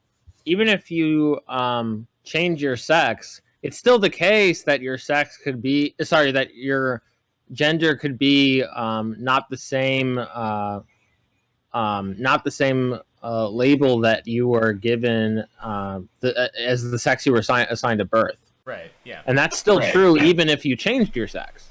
Yeah. So what I said to him, and I mean, we can look in my inbox, because I think this is what he's referring to, and I think this will just kind of establish how bad at tracking. Well, as if we need to establish that after the last fucking hour, but well, yeah. What sex is a trans woman? He asks. So I say either male or male and female, or if sufficient work can be done to transform their sex, female. So, I mean, that's not the same as the view that trans women, as a category, are all biologically female, which is like a massive straw man. But that's just what I expect from this raging idiot. I'm going to unmute him if you don't have anything further to say or ask me. I guess like the only thing that I'd say is that my prediction is if we had like a widespread sex therapy, that the language about what trans woman means changes. But it just to clarify, like again, like the only reason I'm saying that is like if you look on like the wiki or the SCP or anything, I'll just post it real quickly and it'll bring up the little preview. You can see that how they define it, and so the way that it seems descriptively used is to refer to assignment at birth and not current sex. But I would yeah, if it refers to current sex, you can't do that. Yeah, and so I suspect that if we had like a sex therapy, that language would change such that it wouldn't be defined this way anymore. It would be like defined in virtue of your current sex. Okay, well that seems like a further point. Yeah. I just wanted to make it clear that all I'm doing is just using like the way that it seems to like broadly be defined, which is it seems like Avi agrees with this too, is that it's the assignment at birth. That's what we're referring to when we say trans woman. Yeah, and additionally, it's clear why his view is a straw man. Why his claim about what my view is a straw man of what my view is. That makes sense to you. Yeah. Yeah. Okay. All right. I'm gonna unmute. Have fun, Bryn. Here you go. Back into hell. I don't know why it's so hard for Homer to just admit the fact that he said trans women can be female. I mean, I don't know how that's a straw man of his position, but he just admitted. Who do you think said Isaac? That? Isaac just said that trans women can be female. Didn't he say that? Yeah, a trans woman could possibly be in the category of being female, and that's because according to what criteria? How are you defining female? There's two cases that we brought up. One is there's someone who is both male and female at birth, and the other case is someone who ends up being a transsexual. Sorry, Bryn, I just have to come in for a moment. That wasn't what he said, right? Obviously, what he said originally is my position is that they are, right? He just shifted to can be, right? And then said, how's it a straw man? Right, well, you've changed it, so now you're actually saying the same thing as me, and it's not a straw man. But the thing is, he's so stupid, and everything he says is so wrong, that I'm sure the next thing he'll say will also be a mischaracterization of my view. So I'm going to avoid the impulse to respond, but just do not take anything this person says about my view, seriously. And what he just said there, well, yeah, that's what I said. He said you can't. That's not what he said before. He said earlier that I just say of trans women that they're, women or females. Right.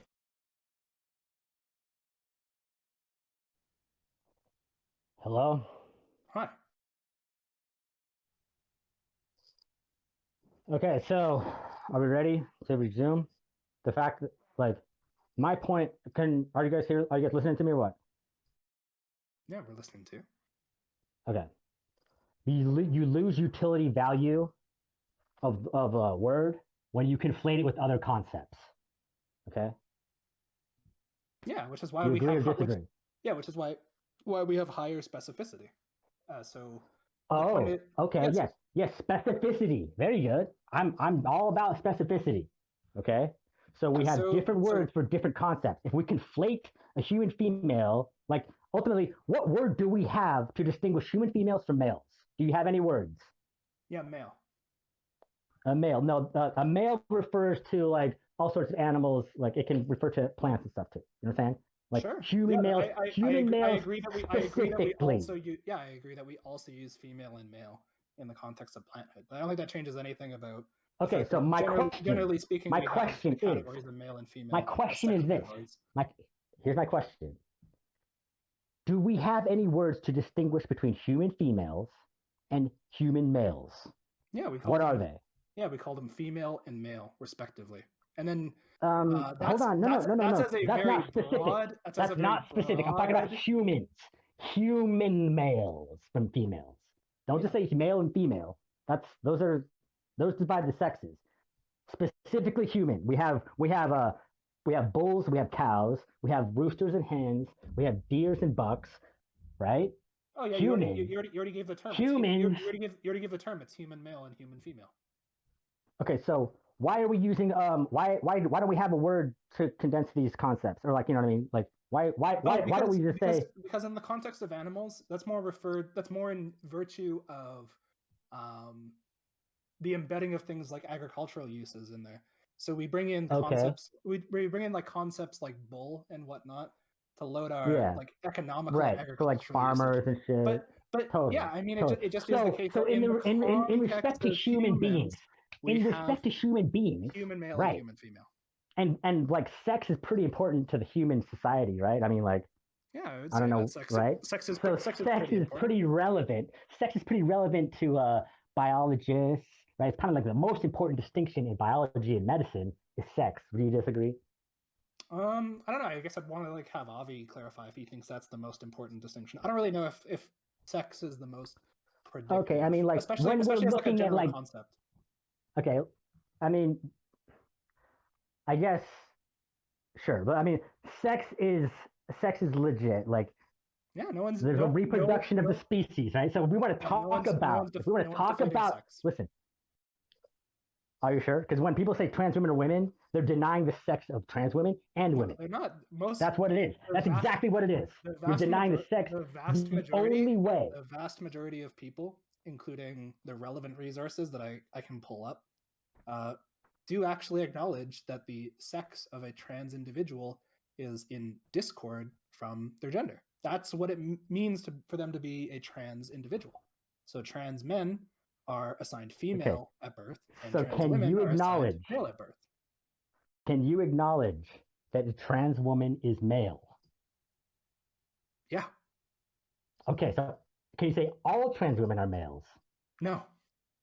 Okay, so if a trans woman is not male, how are they trans?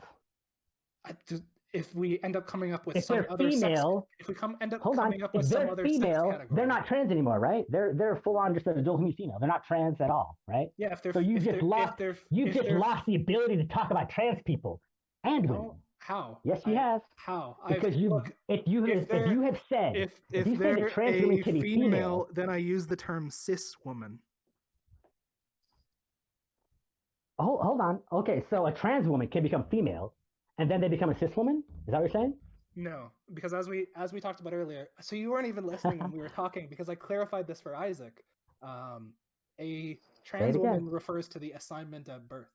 And so there are some people, theoretically, who are transsexual trans women. And so those people would be assigned. Would they be like extra women? Like no, at what point do they become female? What's the threshold for a male to become a female? It depends on what we mean by female. And I don't think Please be specific. I don't think that there's a clear notion of what makes someone female or male. I think that there's I think there's a conflation of like very many degrees. Yeah, let me make this clear. If you put any threshold up, they're gonna call you a true scum. Put up a threshold. See how long you roll, bro. They're gonna call you a true scum because you put up a threshold for what it means to be trans. I guess I just don't. You're a true scum. I don't care because sex to me is you don't care about these categories. Do you care about the category of a vegan? I do care about the category of female and male. They're generally used as medical instruments, and so they're going to be they're usually going to be predicated upon their predictive capacity. But there's also many levels of sex, right? Okay. So there's going to be like chromosomal color. There's going to be primary sex orientation. There's going to be secondary sex orientation. And I don't think that at any of those levels is there a clear binary. And so there's going to be I don't care about exactly a binary. Can we just get the binary word out of there? Like, it's ridiculous. We don't care about binary. We have a concept of a female. We have the concept of a male, right? Yeah, and these are different concepts. I don't think that we have different concepts. I don't think that we have. Do you agree? I don't think we have a concept for either of those. My point is that I think that we have many concepts for male and female. Oh, and that depends upon the context of its use. So, for example, back it up. So, for example, when we talk about how are babies born? Tell me about how babies are born. Avi, if you don't mind commenting for a second, do you think that? So, I think that there's a different notion of male and female at the primary sex and secondary sex level. It seems like when doctors talk about female and male, they're generally talking about secondary sex and primary sex characteristics as a package. But there's gonna be different notions to each of those, and that's what Please explain how human reproduction happens. Explain how human reproduction happens. Yeah, so there are different, depending on how you define male and female, you can index it to primary sex or secondary sex, or you can index it to a karyotype. All of these ways end up in non-obviously non-binary positions. And just my point is that it's conflating the issue to say that we have a definition of sex, because I think various different levels and utility, right? So for example, there's no one single definition for it. Yeah, there's different. It all depends on what definition of sex you're operating on, what definition you're indexing it towards, with respect to Am I on mute still? Like you as a clinical skin doctor, you're more likely to be using something like the secondary characteristics, whereas someone who's doing the observation at birth is necessarily using the primary characteristics, just as an example. We actually in our practice we would actually do primary.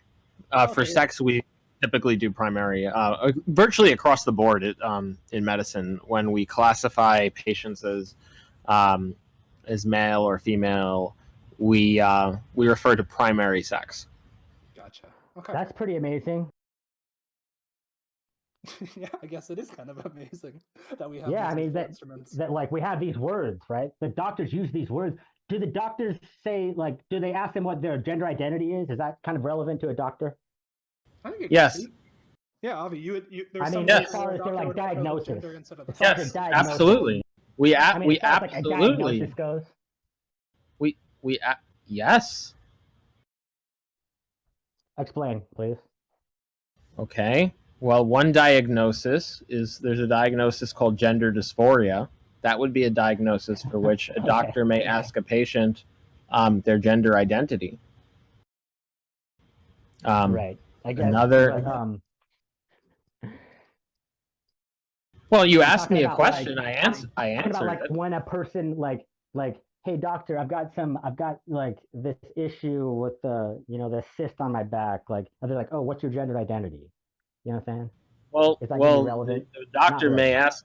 Well, the doctor may ask mean, that in except for, terms of like, how to kind of refer. person. In terms of Sure. no, first. Well, yeah. There. If your question is, are there medical conditions by which, a medical condition can be diagnosed and treated without knowing the gender identity? Well, sure, there are. Of course, there are. But now that's just changing the topic. Of course, like there's medical conditions for where that can be diagnosed and treated without knowing all sorts of things about an individual. So let's say But the point is learn that about how. Let's say we want to there learn any- about like cardiovascular diseases, or like the differences between males and females, or like let's we want to learn about how certain. He gave I don't you see how it's medicine- relevant. He gave you an example, right? So saying that there's many examples where it's not the case is just irrelevant. The point is that there are some cases, and Avi's clarified this, where sex matters and you don't need gender, and then there's other cases where gender does matter. That's all that needs to be shown. Where is the cases where gender does matter, at least more relevant than sex? I just gave you an example. I gender is just more gave you relevant one. than I sex? said if Hold on. a doctor wants to make the diagnosis of gender dysphoria, they ask the patient that you would Yes. need to know the Sex is sex still and you gonna would be need to know the relevant. gender. Yes, sex is still going to be very relevant in that conversation, right? Very So relevant. what? You asked. It's not what you asked me. You asked me when would a doctor ask a patient what their what or when would it be important medically right. for a doctor to ask a patient Sure. what their gender is? I Gender gave you an dysphoria, example. Right. Okay, yeah. For Okay, gender what's the dysphoria. problem? Right. Okay. Yes, so yes. What's let the me problem? Let me ask you a different question. If we're going to try to study, men and women, or like females and males, and how they respond differently potentially to a certain medication. Okay. How are we going to go about doing that study? Are we going to ask people, okay, all the females, if you want to say that you're a female, just say you're a female. If you want to say you're a male, say you're a male. Is that going to be a valid study, yes or no? Do you understand the question? I just to be clear on the question is if our goal of an experiment is to see different effects of a certain medication on males indexed to how we're defining males compared to females indexed to how we're defining females, like for example, primary sex. Yeah, that's how we do. That's how the normal literature goes by, right? Yeah. Let's do this. Yeah. So then the question is, how would we go about recruiting and correctly assigning sex? Is that the question? And we would also need a word, because we might want to know how this affects the male and female population too. So we need a word for them too, right? In case it affects them differently. Well, Maybe. Be. If that's the word. We do have that word. It's hermaphrodite. Yeah, but typically, in recruitment, to just answer your question, typically in recruitment, what we do is we have a identity irrelevant. We have a form for the sex of the individual, and they can select male or female. And if they want to select both, they can select both. Okay. If they're a hermaphrodite, they can select both. Do they have a third box that says male and female? Is that what you're saying? Are you suggesting no, they would. They don't need it. They don't. Well, they don't need. They don't need to. They can select both boxes if they're a hermaphrodite. Okay, interesting. What Well, I mean, a doctor's going to want some clarity on this, like male, like 2 boxes filled out full, both boxes. Yeah, that would be noted. Yeah, that would be noted. Yeah, that would be noted. That would be noted. Yeah, that would be noted. That would be noted. They need a different word. That would be noted. That would be noted. That would be noted in the patient's chart if they have simultaneous hermaphroditism. Right. The details of which would be noted, and so it would be clear by what female and a primary female to male is different than a male primary, like dominant male female, right? We would need all of those. Right? I'm not sure what the relevance. Yeah, I'm not sure what the relevance is. Oh, all of this is 100% relevant to what we're talking about. We're just talking about how to distinguish between words. If we want to learn about any of the intersex conditions, let's talk about intersex conditions. I'm sorry. Is there a position? Like, is there a position? I'm sorry. I'm just not understanding. Are you not following? Is there a position? Are you not? Well, no. I'm not even. In fact, I'm not even sure what you're trying to argue for right now. Like, what? We need different words for different concepts, so we can't talk about them. What is the proposition that you're trying to defend right now? Different words for different concepts, or we can't talk about them. So the proposition is we need different words for different concepts, or we can't talk about them.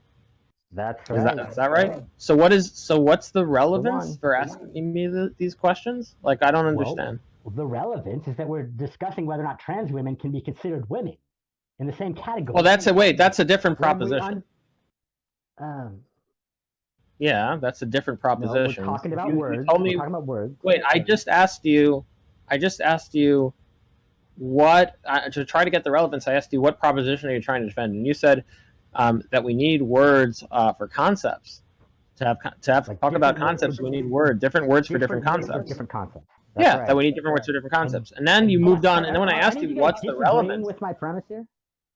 Well, when I asked you what's the relevance to that, you moved on to a different proposition, which is whether trans women are women. So which proposition are you trying?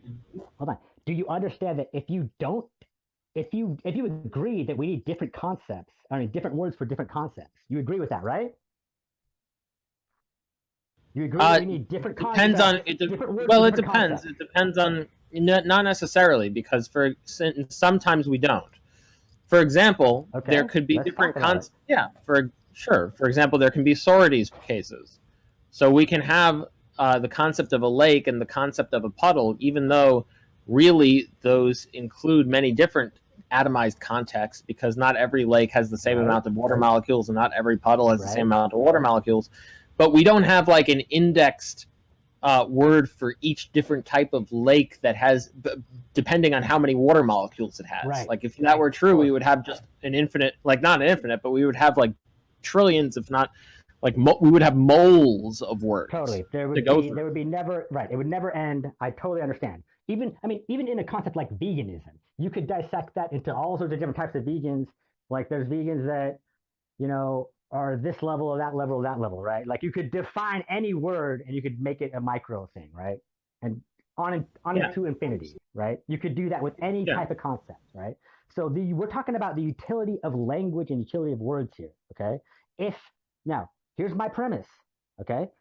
We need different words for different concepts, or we lose the ability to talk about those concepts.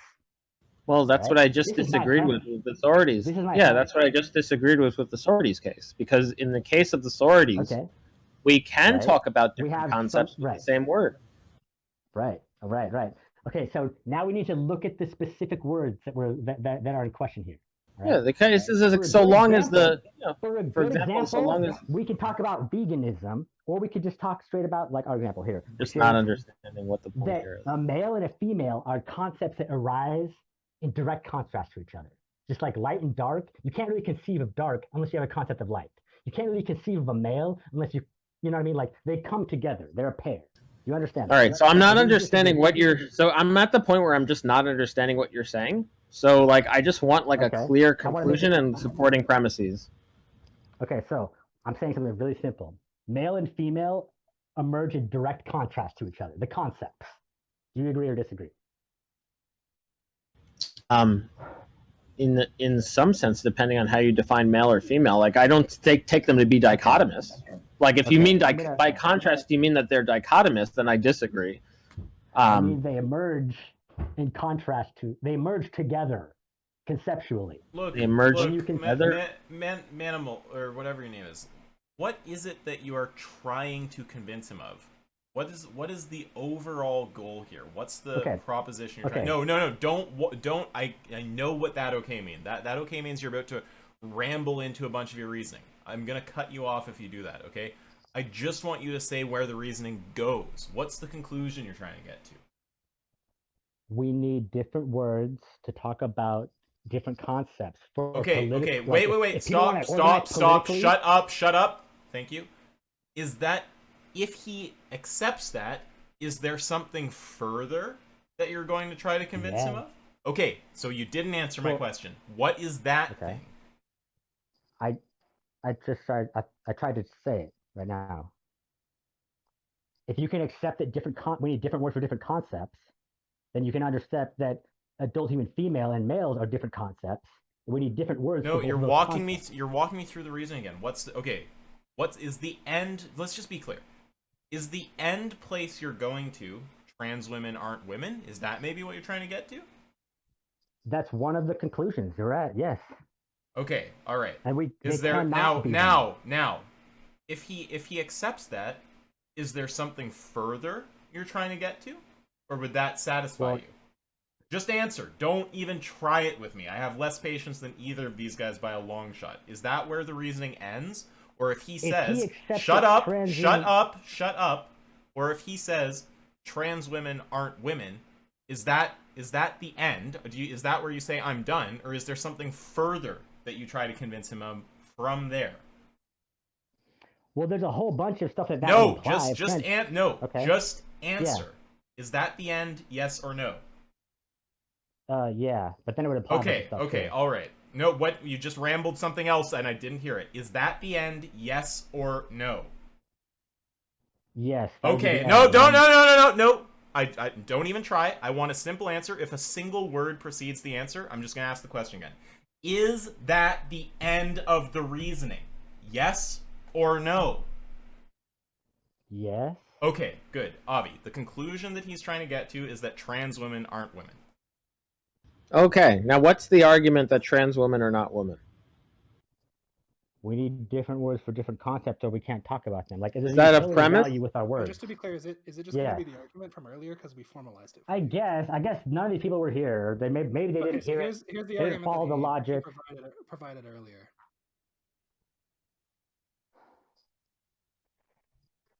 I'll repost just the propositional form of it too.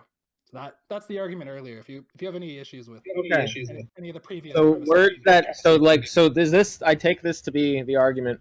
Premise one: words give us the ability to talk about concepts. Parentheses: the primary purpose of language is to talk about concepts. Premise two: we need different words for different concepts, or else we cannot talk about different concepts. Premise 3, adult human female and adult human male are contrasting concepts. Premise 4, adult human female and adult human male emerge as concepts simultaneously. Premise 5, a man who wishes to be perceived as a woman is a concept. Premise 6, an adult human female is not the same concept as a male who wishes to be perceived as a woman. Conclusion, trans women are not women. Is that your argument?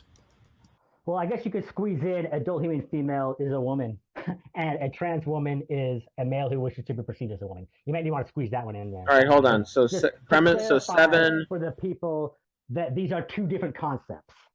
Okay. So premise 7, adult human female is a woman.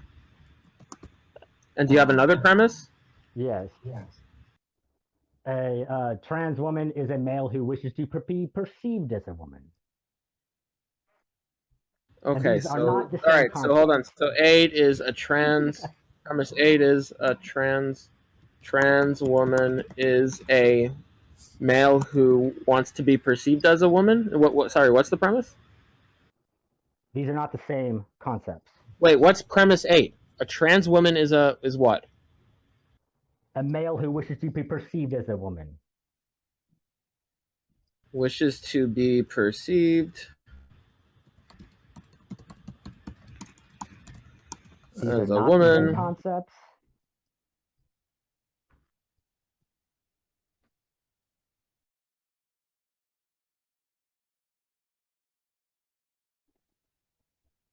Okay, so premise So do you one. agree Okay, with so premise one? so Let's walk the through it. I don't Let's need. walk through it. Well, I'll just point out to you that I don't need to because the No, argument's because not you guys are formally going to valid. agree with my premises and then disagree with my conclusion. That's the problem. No one wants Well, to yeah, address you my premises. can grant go. all the premises and disagree with the conclusion because the conclusion doesn't follow from the premises. Let's go. Try it. Okay, so premise one, it Do you takes the agree form with of the premises? W. Premise two takes the form of D. Premise three takes the form of A. 4 is S. 5 is P. 6 is B. 7 is C. 8 is E.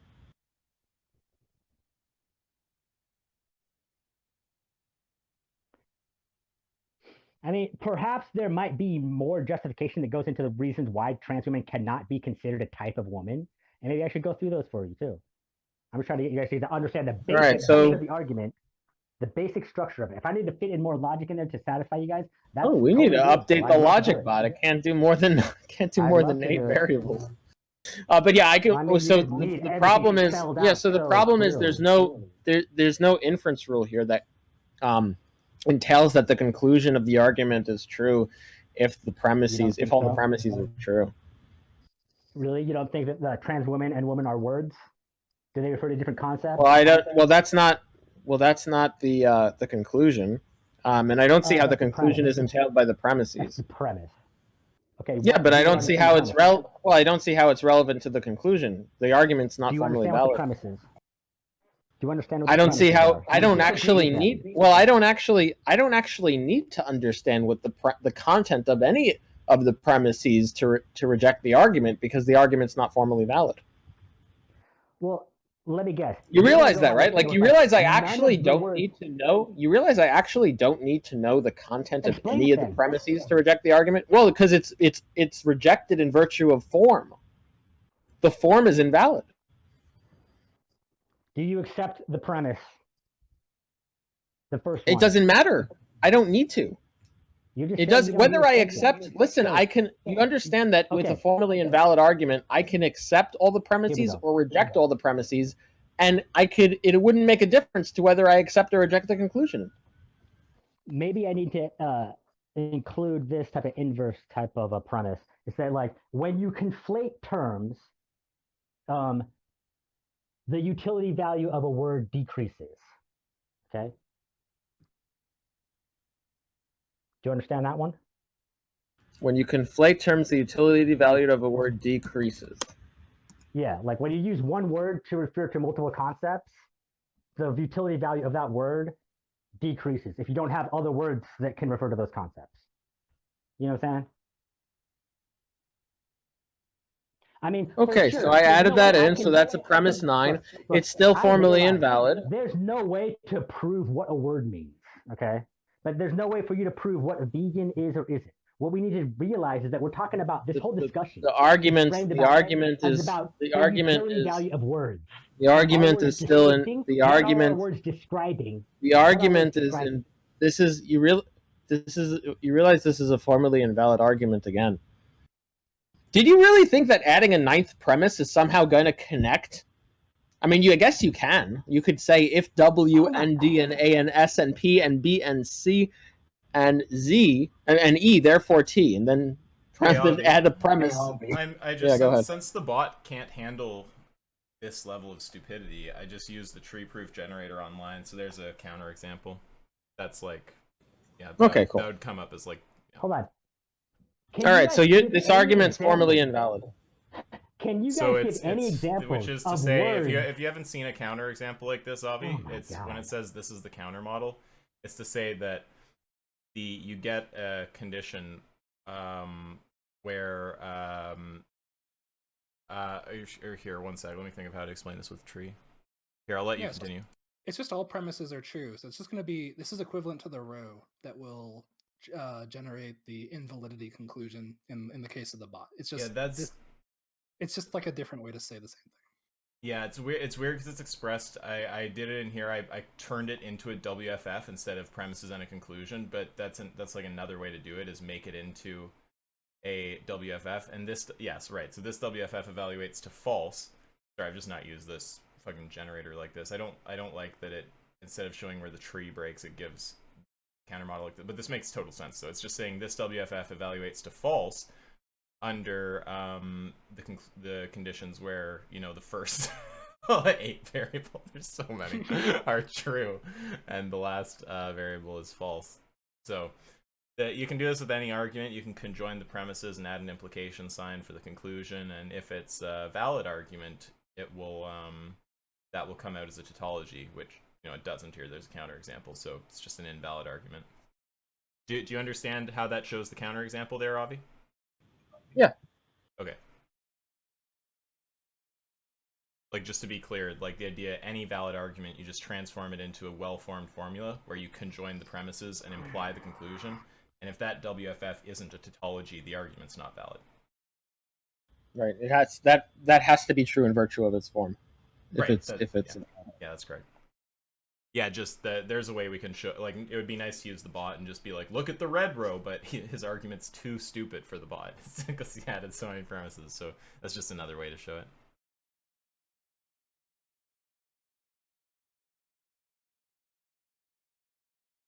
Okay, so I mean, we're at the point where you have a formally invalid argument. Now, you guys have any arguments against the premises? Yeah, I don't need an argument argument against the premises. Yeah, I don't. Okay. Yeah, I don't need. No, because you guys are I don't need an argument completely against. Why would I need an argument against a premise in a formally invalid argument? Dude. Like, you realize I don't. You realize I can accept. Understanding the logic. You realize I can accept all of the premises and reject the conclusion. We have to acknowledge the insane level of ditto bulbing here, right? Where what happens with Manimaleon is like he gets destroyed with something, like he gets told he's not tracking or something like this, and then he tries to throw it back at the other person in a context where it doesn't make sense. So, like, right, because he doesn't actually understand what it means to track in a philosophical conversation. He doesn't understand what it means for an argument to be valid, right? So when he is trying to get Avi, right, this is what's going through his head right now, okay? This is just interesting to me, right? For him, it's like, earlier he got wrecked, and Avi was going, here's the argument, which premise you reject. If you don't reject a premise, you're committed to the conclusion. But he's so dumb and so lazy about actually learning things that he didn't take the time to understand what it means for an argument to be valid or anything like this. So now he's trying to apply the same tactic to Avi, which is to say, well, you're not rejecting one of the premises. Which premise do you reject?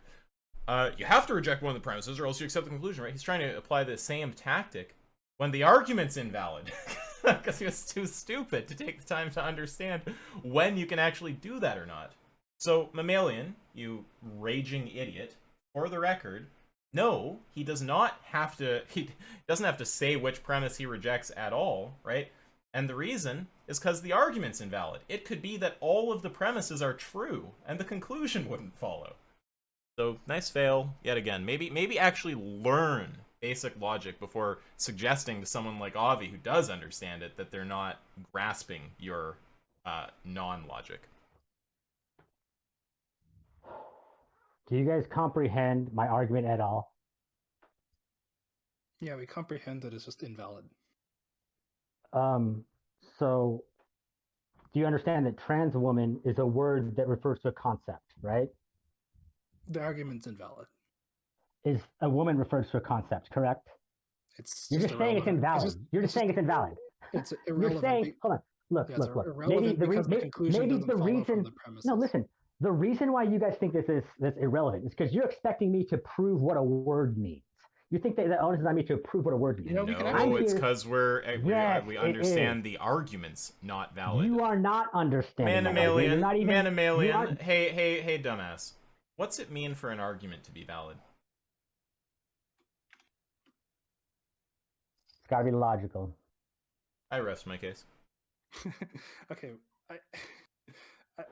just for fun. The conclusion has to follow the premises, all right? And my conclusion follows the premises. You guys are just saying it's not valid. You guys can't even argue against my premises. You guys are going to sit here and say, oh, this guy's so transphobic. He thinks that we should have different words for different concepts, and that there's some utility. Why would anyone? Sorry to unrest my case, but why would anyone need to argue against the premises? You can accept all of them and reject the conclusion because the argument's not valid. How? Because the argument's not valid. There's no logical problem with doing so. Here. What are you Okay. talking about? All right. Okay, Well, I guess everyone who we can. identifies as I vegan. guess we can How are we like. gonna- Just how to are be we clear. gonna Just to study be clear. vegans? Just to be clear, idiot. The how is going to involve us sitting here for the next few hours teaching you basic propositional logic. Normally, that would not take hours, but it will with you. Is that the road you want to go down? Or do you want to take our word for it that you can reject, you can accept the premises and reject the conclusion? You guys have not put any forth on any Nice argument. try, nice try. I don't What put is up. the argument? Remember again that I don't put up with the rambles, right? So when you Where's your say argument? how, right, idiot, the answer to the how is going to come from us explaining to you how basic propositional logic works. Do you want to go and spend, the next few hours with us learning that? We will teach you. We're happy to, as fucking annoying as you are. Or do you want to just take our word for it that your argument is invalid in form and it's possible to accept the premises and reject the conclusion?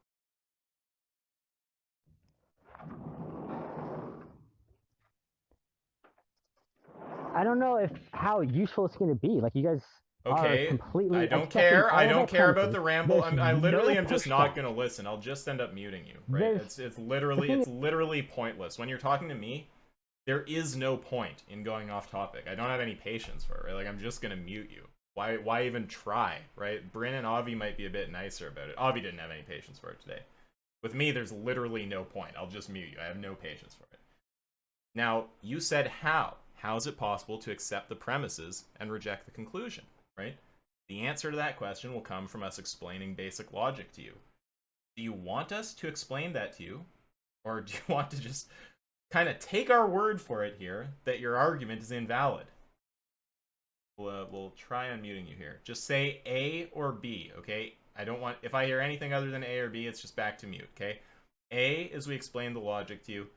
B is you just take our word for it. The argument's not valid. You can accept the premises and reject the conclusion. So do you want to do A or B? A. Okay. All right. So do you understand what a proposition is? Yep. What's a proposition?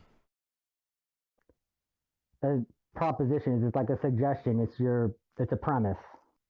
No. Okay, so I'm proposing something. It's a truth statement. Close, kind of. So a proposition is a truth apt statement. Okay, it's a statement that's what I said. No, it's not what you said. But we'll just take our time here. Okay, why don't you calm the ego down? You have no clue what you're talking about. I'm going to teach you basic logic, and then we're going to come back to the argument. Okay. Look, if you're gonna groan at me, I'm not even gonna put in the time, okay? I'm offering to help you stop being such a fucking idiot. Do you want that, or are you gonna groan at me? I'm listening. Okay. A proposition is a truth apt statement, okay? It's a statement that's capable of having truth value. So, a statement like the sky is blue, men exist, I saw a cat today. Those are propositions, okay? Statement like blah, not a proposition, right? Something like lamp, down, something like how are you doing, question. I'm going to say some things to you. We're going to make sure you understand the concept, okay? You tell me if it's a proposition or not, okay? We're going to play proposition or not. The house is on fire, proposition or not? Yep. Get me a can of Coke, proposition or not? Nope. Good job. How are you doing today? Proposition or not? Nope. Lamp. Proposition or not? Nope. Trans women are women. Proposition or not? Yep. Okay, great. Now, when it comes to determining, look, if you're gonna whistle at me, I'm gonna get one more like rude gesture. Sorry. Okay, yeah. Now, when it comes to building an argument, making a valid argument, okay, we're gonna do the truth table method here, okay? So first, I'm gonna just show you a basic truth table, okay?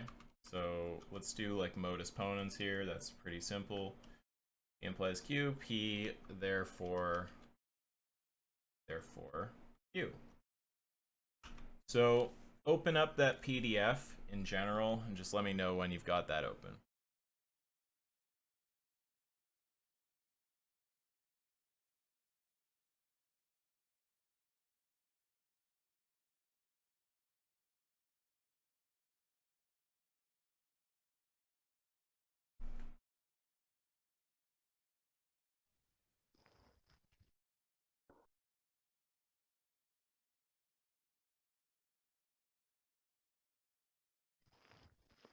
Yep. Okay. Now, you'll notice that there's a variables column and there's some arguments columns, right? Now, this argument, how many variables are there in the argument?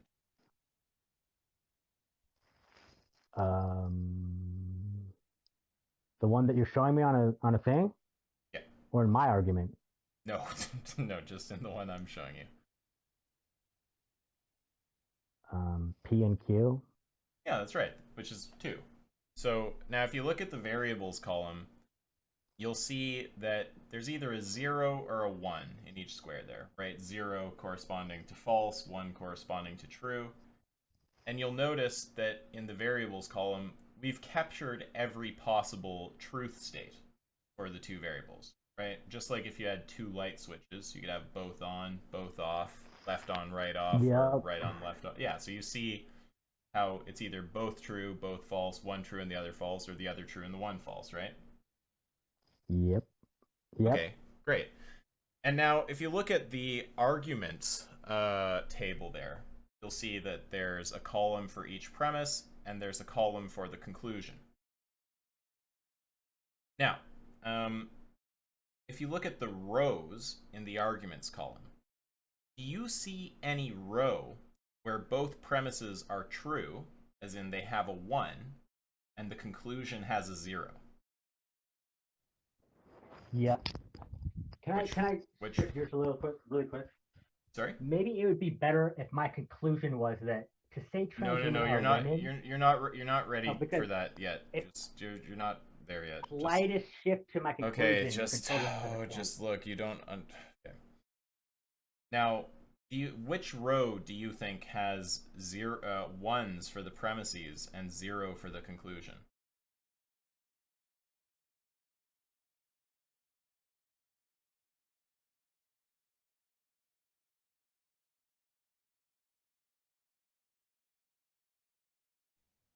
Sorry, still there? Yeah, I'm here. I closed the page for a second. That's okay. Sorry.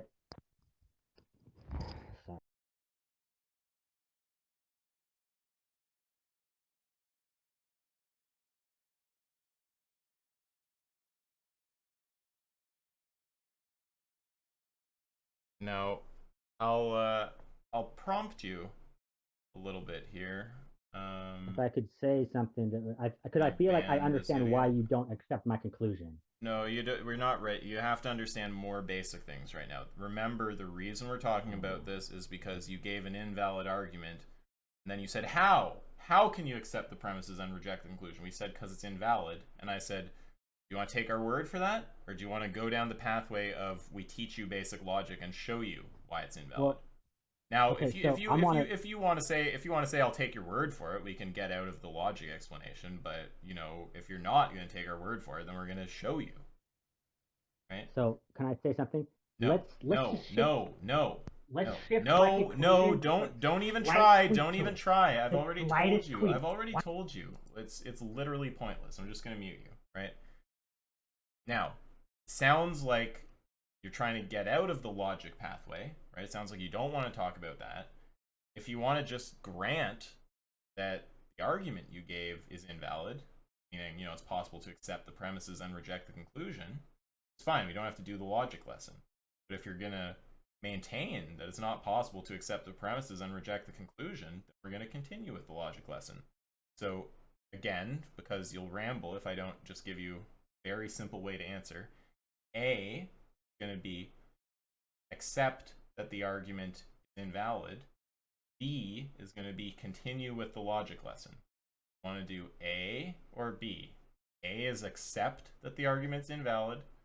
B is continue with the logic lesson. I'm going to say A. Okay, great. Avi or Bryn, whoever was talking to him before, I would like to say something really quick. Can I say something really quick? Sorry, I'm just muting him. Avi, I think that where we left off before that was you were trying to explain to him that you don't even need to reject his premises because the argument's invalid. That's kind of where it left off. Did you want to pick up there? Yeah. Okay, so he accepts the argument's invalid, then I'd like another argument that is valid for the conclusion: trans women are not women. Okay, so let me amend the conclusion so you guys can understand. the logic of my argument. Okay? So the amended conclusion is that to say trans women are women renders both of the words like decreases the utility value of both of those concepts and other concepts as well. To say trans women are a woman decreases the utility value of both of those And concepts, such as men and such other as lesbian. and other concepts as well, Yes. such as lesbian. Men, lesbian, heterosexual, homosexual. Men, Is a large okay, men, such as men, lesbian, heterosexual, homosexual. Okay. Yep. All right. The argument is still formally invalid. So amending that conclusion didn't actually result in a formally valid argument. So I can accept all of these premises and reject the conclusion. Wait, Avi, just Can to you be fair, explain? you missed the Z premise. Oh, where's the Z premise? Let's see. I have it in a message like slightly above. Like It's either way, it's still like formally reasoning. Look, it's just this one. But all right, let me edit this.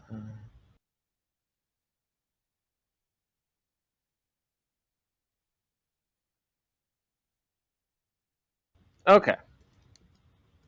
All right, so this is a formally invalid argument.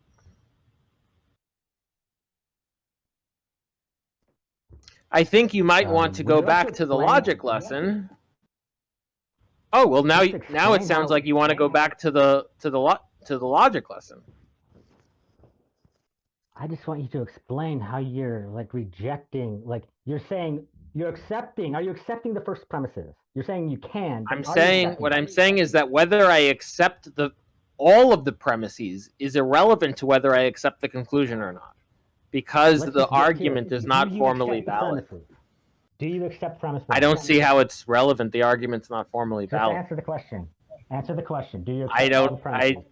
I don't see relevance. Do you disagree with any of the premises? I don't see relevance. Do you need me to explain the relevance to you? Yes. In other words, show me how it leads to the conclusion. Show me how it's valid. Okay. We're talking about words here. All right. This discussion is about words. Right? The meaning of words. I don't see the relevance of that. The argument's invalid. You don't understand how in a discussion about whether or not trans women can be considered women, the meaning of words is relevant? You don't not to whether your premises lead to the conclusion. I don't see the relevance of that because your argument's invalid. That's kind of crazy. Like, what are you saying? You're just saying. Do you think your argument is valid? Yes. 100%. Okay. So just to be clear, with my amended this argument, I don't know how you can get out of it. You're just going to say no argument. So just to be clear, you think an argument with the form W variables W, D, A, S, P, D, C, E, Z, therefore T, is formally valid? Yep. Okay. I mean, you don't have any. All right. Well, I think you probably should. I think you. All right. Well, here's we just went to the true proof generator again. Here's the counterexample. So it's not valid. Study veganism. How are we going to learn about veganism? How can we learn about women? Do you accept the counterexample? Do you accept the counter model? What? Do you accept the counter model? Counter model for what? That's put into the tree proof generator when the conjunction of the propositions are put in a material conditional to the truth of it. It should be a. No, your argument is just to say, oh, I'm going to put the word false in. I'm going to say false at the end of the argument. No. You're not understanding. Look, you're not engaging. The problem. What do you think it means for an argument? Wait, can you just tell me what do you think it means for an argument to be valid? What do you think it means for an argument to be valid? It's illogical. The conclusion. What does it mean? Like, you're not even giving me an explanation of how my conclusion doesn't follow from the premise. You're not giving an explanation. You're saying it's not. Yeah, because it doesn't involve. There's no inference. Yeah, because We tried. Try it.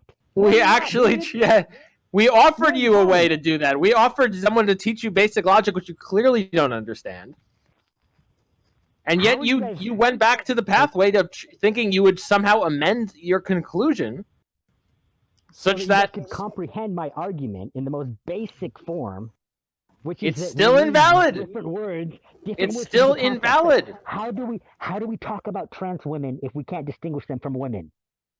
Your argument is still invalid. Can you give me a formally valid argument? Okay, at this point, excuse me. Women if we can't distinguish them from women. At this point, you have two options. At this point, you have two options. Answer the question. Nope. At this point, it's not relevant because you have an invalid argument. You can't do it because you have no argument. This point, you have two. At this point, you have two options. Option one. Dude. You have no option one. Since it's clear at this point, you have no idea what formal validity is. At this point, you have one option. Option one is to go back to the option one is to go back to the logic lesson, so you can form that you have the okay. We're gonna mute you. All right, so we're going to mute you for a second. So I'll explain to you what your options are if you want to continue discussing with me anyway. Option one, okay, and this we'll label this option A. Is you can go back to the logic lesson since you clearly have no idea how to form formally valid arguments. Okay? That's option one.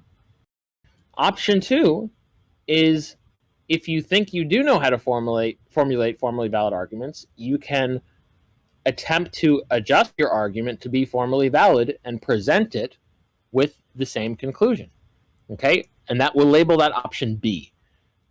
I want to hear either A or B, or I'm going to disengage from the conversation. Okay? So which one will it be, A or B? I already gave you B, so. Oh, okay. So are you going to do it? Give me B again? So what's the modification of the argument? You didn't write it down? Wait. Okay. So here is your argument. Women are women. If you I'm sorry. Trans women are women, this is the conclusion. Wait, hold on, what are we modifying? Sorry? What's the argument? Okay, so the conclusion, so you can understand it better. All right, so what's the conclusion? Okay, I'll say it again. If you say trans women are women, you are the utility value of words such as trans woman and women and men and homosexual, heterosexual, all these other words are diminished, like substantially. Okay, so if you say trans women are women. Yes. If you say trans women are women. Yes. The utility value of trans women, trans men. Yeah, all those words. Of all those words. All those words. As in, like, man, women, heterosexual, like, you can put a whole bunch of words in there that relate to sex and how people relate with their sex and how we study men, women, like, all this, the utility value of all these words is diminished. In fact, like, almost, like, wiped out. You might as well just say that a vegetarian is anyone who says they're vegetarian, or, like, whatever. Or a vegan is anyone who says they're a vegan. Or if you eat mostly plants, you can be a vegan. Like, you might as well just go down that route. And then how are you going to ever study veganism? Okay, I have your argument as follows. The conclusion, you can tell me if you agree or disagree with this. The conclusion of your argument is if you say trans women are women, the utility value of trans women, trans men, etc., the utility value of those words is wiped out / diminished. Yes. Okay, the argument is still formally invalid. Now, I'll give you two options. So I'll give you two options since you've given me another formally invalid. Now we're going to mute you. Okay, so you're muted again. So, in fact, it's interesting because you've given me the same variables in your argument. So I'm not sure why you thought that would somehow make the argument valid. So, anyway, we'll give you two options. So option A is the same as I've given you before. You can go back to the logic lesson, or option B is you can give me a different argument if you think you can give me a formally valid argument. So I want to hear A or B, or I will disengage from the conversation. Which will it be, A or B? What was A again? Option A is to go back to the logic lesson with Isaac, who's agreed to help you. Option B is if you think you know how to formulate formally valid arguments, you can give me another argument which is actually formally valid. So I would choose A, but you guys don't even have a definition for what a woman is. So it's like you guys aren't logical. Okay, so is that is that Like, I won't want to hear No. Listen. You're muted. I want to hear A or B, and that's it. Okay, if you choose A, at once you pass Isaac's, Isaac says, okay, he understands. He actually knows a thing about formal logic. We can go and see if you can formulate an actual formally valid argument. Or B, and then I want to get an actual argument that's formally valid. A or B, which one? A or B? A. Okay, so then I'll pass it to Isaac, since now you've realized you actually don't know formal logic, and you actually need to learn a thing or two. Okay. All right. So my question is, like, if you don't have words. Wait, what the fuck? I'm here to teach you basic logic. Why are you fucking trying to talk with words? Me? Wait. Are you gonna use words to do it? Yeah. Okay. No. Is he just gonna be an idiot like this? Look. I'm only gonna do this one more time. Okay. I'm not gonna offer to teach you a third time. I'm offering to spend my time of day here. Okay. Because my friends are talking to you. Otherwise, I'd never waste time on a person like you. Actually showing you how logic works, so that you can escape the fucking abyss of retardation that you're in right now. Alright? Now, I'm gonna put an argument in general, right? It's just gonna be that same PDF, if you already have it, but if you've lost it, we can open it up again here. So... Can you tell me how my argument is not following the logic? If you talk over... Yeah, that's what we're doing. So, now... No, you're not. You're just telling me what logic...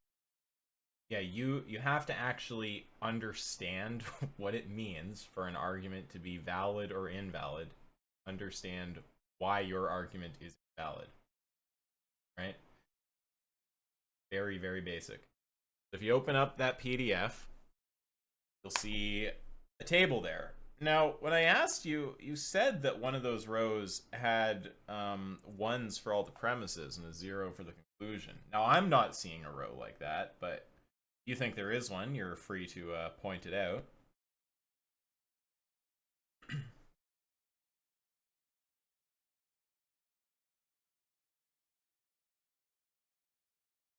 Have you got that table open there?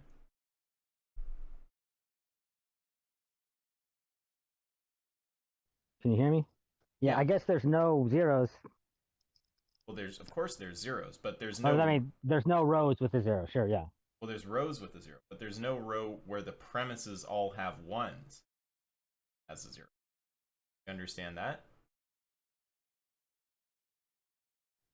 Yep. So that's what it means for an argument to be valid, right? When we say it's not possible for the premises to be true and the conclusion false, it's a way to represent it mathematically, right? You can see, when we actually map out the argument, there just isn't a row. There's no... remember how we captured all the truth values that are possible for the variables, right? No matter what truth value we take for the variables, we don't get a row where the premises have 1s and the conclusion has a 0, right? So the argument's valid. Doesn't matter what the truth values of the variables are. If the premises are true, the conclusion follows. Okay? Do you follow what I've said there? Yeah. So my question is how is my conclusion not follow my premise? You're not ready for questions yet. Now, I'm going to show you an invalid argument, okay?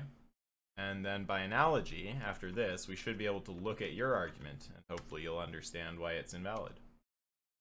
So let's do P implies Q, Q, therefore P. There's another PDF in general. You can just let me know when you've got that open.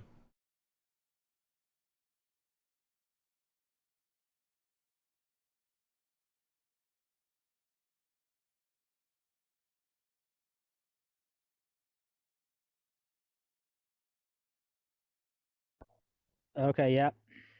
Oh, You see anything that looks immediately different about that table? the red line Yeah. What are the is all premises? ones. Yeah, what do the premises have on that line? So, like, if you look in the argument table, if you look under the premises, in the red line, do we have ones or zeros for the premises?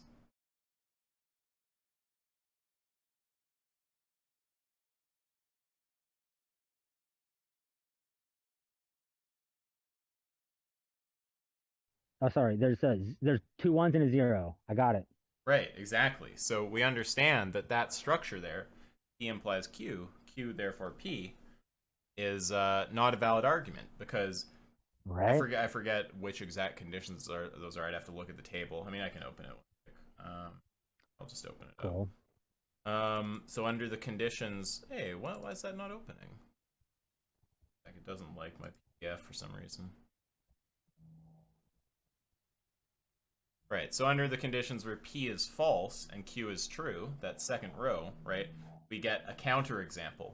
So we know the argument's not valid. Now, your argument is similarly going to have a red row like that, okay? Now, our truth table generator actually can't deal with arguments that big just because the truth table gets insanely large. But there's other proof methods that will still yield you that row.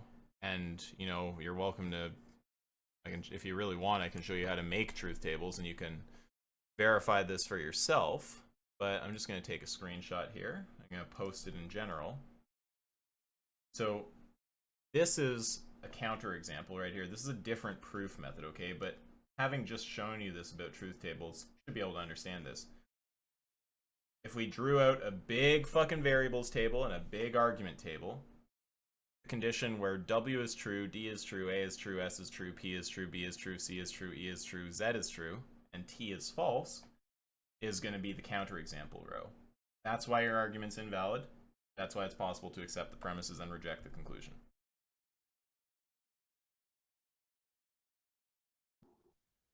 Can you explain with my actual argument what is invalid about it? Like you're just kind of Yeah, you're showing me I just how did. the structure. Hold on.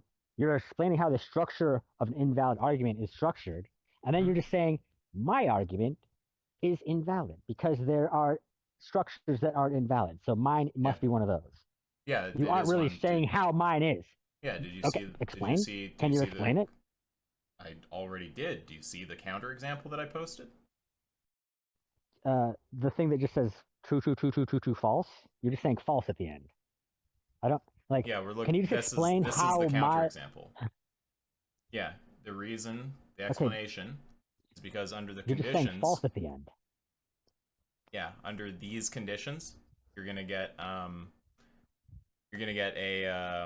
wait, but this isn't Bryn, one sec, because this isn't truth values for the premises. This is the structure of the row, right? But see, I'm not sure exactly with the tree proof generator how they construct their counterexamples, but you get a counterexample under this condition here, though. Yeah, that's gonna be fine though, right? Because that's just gonna be equivalent to whichever row is the counterexample in the truth table. Yeah, that's right. Because the thing is, it's not that the counterexample is gonna be when.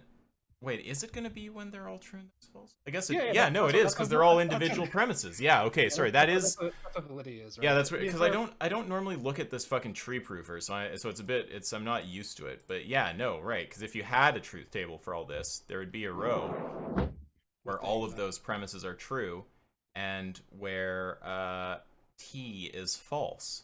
Right, exactly, and that would be the row where you have a counterexample. Yeah, and that's just the point, is that the argument as stated does not imply the conclusion. It's possible for Avi or I or Isaac or anyone to accept every single premise, and yet it can still be the case that the conclusion is false. It's a possibility point that it could be true that every premise obtains in the world, and yet the conclusion is false, as it is stated. So just to be clear, can you explain how the conclusion is false? One sec, infinite ramble attempts. Now, I just want to be clear, okay? So, not really used to the tree generator, so the way it gives a counterexample here tripped me out for a second. But yeah, this is the counter model right here, right? So this shows a condition under which the premises obtain and the conclusion does not, right? So that's why the argument's invalid. That's why you can accept the premises and reject the conclusion. That's the answer to your question. Do you understand now that the argument is invalid? No, because okay. Do you how are think we that going a to talk valid? about trans women and trans men? Can you give me an example? Just No, give me an example. No, sorry. None of that makes any. The argument could be about elephants, right? It doesn't matter. It's the structure. Okay, try to understand that. Anything you say about trans people right now is utterly irrelevant, right? Your argument, in virtue of how it's structured, is invalid. It doesn't matter what the premises are. They could be anything. Do you understand that it's invalid? I'm not seeing how it's invalid. It's invalid because it's invalid. It's invalid. All my premises are about how words Sorry, work. hello. And the conclusion is about how words work. You're gonna have to make me mute you, right? It's just insane that you even think I'd listen to you. It's invalid because if we were to, for example, draw up a truth table, you get a row where all the premises are true and the conclusion is false. It's just what invalidity means, right? Do you understand that? You're just saying the conclusion is false. No, I didn't say asserting no, that's not what I said. You're just asserting the conclusion is false. That's all you've done. No, you're just not understanding what's being said to you, right? What I'm saying is that if you were to drop the truth table for this argument, there would be a row in that table where all of the premises are true and the conclusion is false. That's a counterexample. Virtue of that, the argument is invalid. It's possible to accept the premises and reject the conclusion. Do you understand that? I realize that there can be arguments that do not have a conclusion that follows a premise. Yes, yours is one of them. I realize that. Yep, this is one of them. And you're just asserting that it is. You haven't given me a reason why it is. Of course I've given you a reason. You're literally just saying, and yours is illogical because there are illogical. Of course I've given you a reason why. Posted the counterexample. Maybe you're not looking at the chat. Counterexample is the reason why.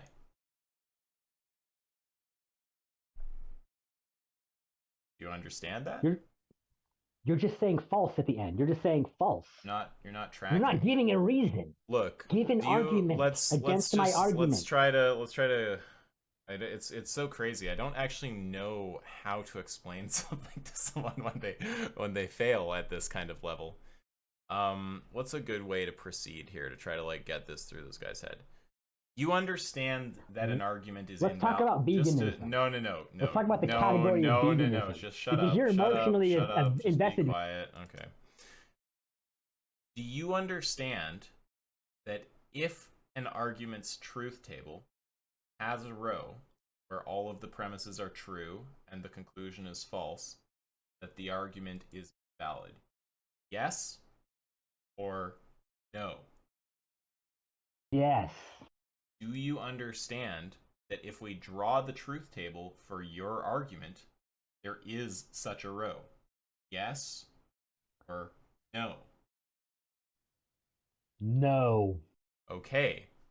Do you agree that under the conditions where W is true, D is true, A is true, S is true, P is true, B is true, C is true, E is true, Z is true, and T is false, we have such a row? If T is false, yes. Right. Exactly. Okay. So you understand but that the you're just argument asserting is that T is false. No, that's not. Oh, no, you're not you're following. Just saying T is false. I'm just gonna have to mute you. God, this is insane. Holy fuck. Okay, so no, I'm not saying that T is false. I'm sorry to mute you, but you're literally so far from understanding what's being said to you right now that there is simply no point in listening to you speak. Like, you just need this explained to you. So, no, I'm not saying that T is false. Remember how when we when we generated the truth table for that argument a while ago, we captured all of the possible truth values for the variables in the argument, right? Oh, I still have you muted. Well, I'm gonna assume that you remember when we did that, okay? That variables table where you capture all the possible truth values, okay? What I'm telling you is that if you generate the truth table for your argument, there's a row in that variables column, right? And it's the row where W is true, D is true, A is, et cetera, and T is false. And that row is the counterexample, right? So no, not making any claim at all about whether T is false in reality. You're not even following when you say something like that. I'm saying that there is a counterexample in the truth table, okay? Now, do you understand? Let's just see how much we got you understand. You understand an argument's invalid if there's a case like that. Now, do you understand that there is such a case with your argument? The yes or no? No. Okay. I don't understand. Do you agree that under the conditions where W is true, D is true, A is true, S is true, E is true, B is true, C is true, E is true, Z is true, and T is false, that we have a counterexample row? Sure, if you want to frame it like that. Okay, great. And you understand that if we have a counterexample row, then the argument's invalid. Correct?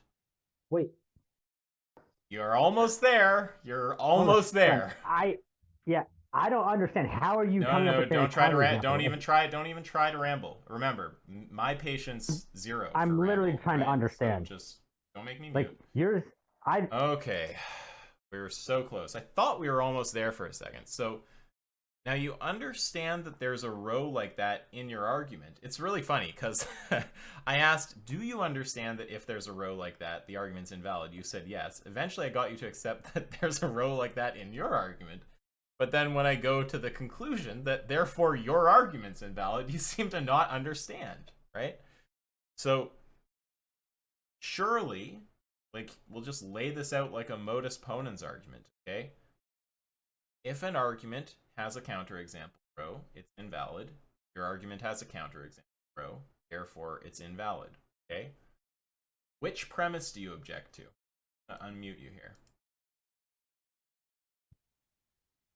What is this counterexample row? How are you generating a counterexample row with my argument? Let's just, okay.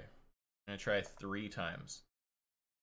If an argument has a counterexample row, it's invalid. Your argument has a counterexample row, therefore it's invalid. Which premise do you object to? 1 or 2? Unmute you. I don't understand. 2, because I don't understand what. Okay. Now, do you understand that we're going in circles here. Do you understand that when W is true, D is true, A is true, S is true, E is true, B is true, C is true, Z is true, T is false, that we have a counterexample?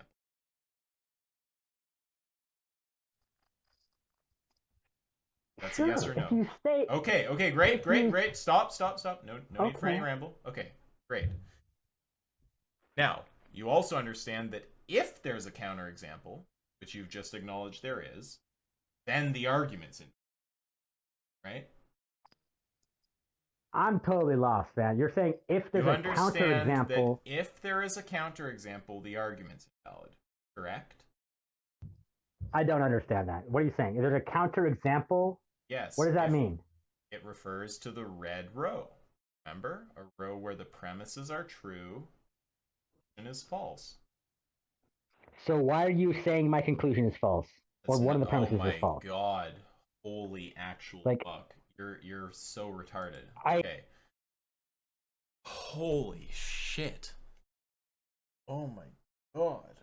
I need to like take a minute to assess what's even happening here. Like, how can someone be this stupid? It's actually insane. There's 2 premises here, okay? My argument, okay? If there's a counterexample row, the argument's invalid. Your argument has a counterexample row, therefore it's invalid, okay? Now, stated that you understand there's a counterexample row, Okay, that's one premise. Now the other premise is if there is a counterexample row, then the argument is invalid. Okay, I'm just going to repeat that. If there is a counterexample row, then the argument is invalid. Just like, maybe like 2 more times, just, well, if you haven't gotten it already, maybe 2 isn't enough. I'm going to repeat this like 6 times, because I just don't know how else to, like, make you listen. If there's a counterexample row, the argument's invalid, okay? So if there's a counterexample row, then the argument's invalid. All right, I'm just going to repeat that so it's really clear, okay? If there is a counterexample row, the argument is invalid, okay? If, right? If there is a counterexample row, then the argument is invalid. Okay? Just gonna repeat this, a few more times for you, maybe like 2 more. We'll go for 6, okay? If there's a counterexample row, then the argument's invalid. Okay, I'm just really hoping you've listened this time. If there is a counterexample row, then the argument is invalid. Do you agree with what I just said? Yes or no? Yes. Okay, so by modus ponens, your argument is invalid. You agree? Can I ask a question? No. By modus ponens, your argument is invalid. Correct? What constitutes a By counterexample row? modus ponens, it doesn't. You've already signed off on both premises. If, right? If, remember this. I mean, I can't believe how many times I've had to say this. If there's a counterexample row, then the argument's invalid. There's a counterexample row, therefore the argument's invalid. Okay? Very simple. Do you accept the conclusion? What constitutes a example row? A counterexample row. Listen. Literally trying to answer the question, dude. Listen. What constitutes a counterexample row? I can't talk to someone this stupid. It does. Look, you've already agreed that there's a counterexample row, and we've been over it repeatedly. Okay? Like, why are you asking me to repeat things that you've had explained to you over and over? Okay? I'm asking you. Yeah. What? Okay, we'll do it again. What Oh constitutes? my god. Okay, what a counter. No, shut what up. Shut up. Shut up. Now listen. A counterexample row is a row. Okay, we're gonna try this like 3 times. Okay, a counterexample row is a row where the premises are true and the conclusion is false. Okay, counterexample row. Premise is true, conclusion false. Counterexample row, premise is true, conclusion false. Okay? The same thing as we went over and over again. Okay? Now, you've already acknowledged that there is a counterexample row. You've acknowledged that if there's a counterexample row, then the argument's invalid. And by modus ponens, your argument's invalid. You accept the conclusion. Yes or no? No. Okay, which premise do you reject? That there's a counter row in my argument. Okay, do you understand that when W is true, and D is true, and A, is true, and S is true, and P is true, and B is true, and C is true, and E is true, and Z is true, and T is false, that we have a counterexample row. Well, that would be the case, except for T. Okay, which is I'm false. not asking would be. I'm asking, do you understand that that is a counterexample row? It would be. That's If not T an is false- answer. That's not an answer. I'm not looking for it would be. How is it not? Okay? Okay, you raging fucking idiot. I'm asking, do you understand that it is a counterexample row? That's a yes or a no, idiot. I'm not looking for it would be. Is it? Right? It's a yes or a fucking no. Now answer the question. Yes. Now, can we Holy talk about shit. my Okay. argument? Now My argument doesn't shut have up. a counterexample Shut- row in it. Oh my god. We just My example does not have a why does counterexample this row person in it. exist? You're gonna keep not Why having is this arguments. a thing? You don't have Why arguments. does this exist? You have no I arguments, can't, bro. like, I literally can't. I just can't. Like, do you, like, I mean, what do you even say to someone like this? It's just insane. Like, I mean, do you, like, should I just, it's gonna be so boring. It's not, is it fun for, I mean, maybe you guys get a kick out of it, but is it fun for anyone to, like, listen to me try to repeat the same thing, like, 8 times so that this person processes it, hear them say yes to it, then 2 seconds later hear them deny it in, like, utter bewilderment? Like, is this fun? This is, like, because to me, this is fucking horrible, okay? Yeah, no, I don't I don't see the value in it. I think either there's like one of two ways. Well, I guess 3 ways forward. One is like I don't know. I don't understand why you're not just willing to accept that there's not a counterexample. And if it's like you don't get what a No, there is a counterexample. Yeah, no, him. Yeah, like that's what I'm saying is I don't know why he won't just accept that there is a counterexample. And if it's like you don't understand. Well, he will accept it, but then he changes his. This is why it's so frustrating, right? Because like, it's one thing to deal with someone who's like just a massive fucking motivated reasoner, and it takes forever to get them to answer something, right? But then you can kind of proceed from there. It's another when even after doing that, it has no effect because they just change their answer 2 seconds later without realizing it. Like, that's the kind of conversation where it's like, this is just futile. There's just no point in talking to someone. Yeah. The only like route forward that's like progressive and like takes a lot of charity and like openness on our side is to do the meme where you just grant this conjunction implication and just ask what the defensive 10 is. You know what? If you want to go through, go through that process, you're welcome to. Okay, Bryn. It sounds like you and Avi. Well, like Avi said that he was having fun with this. It sounds like you're not having fun with it. This is torture.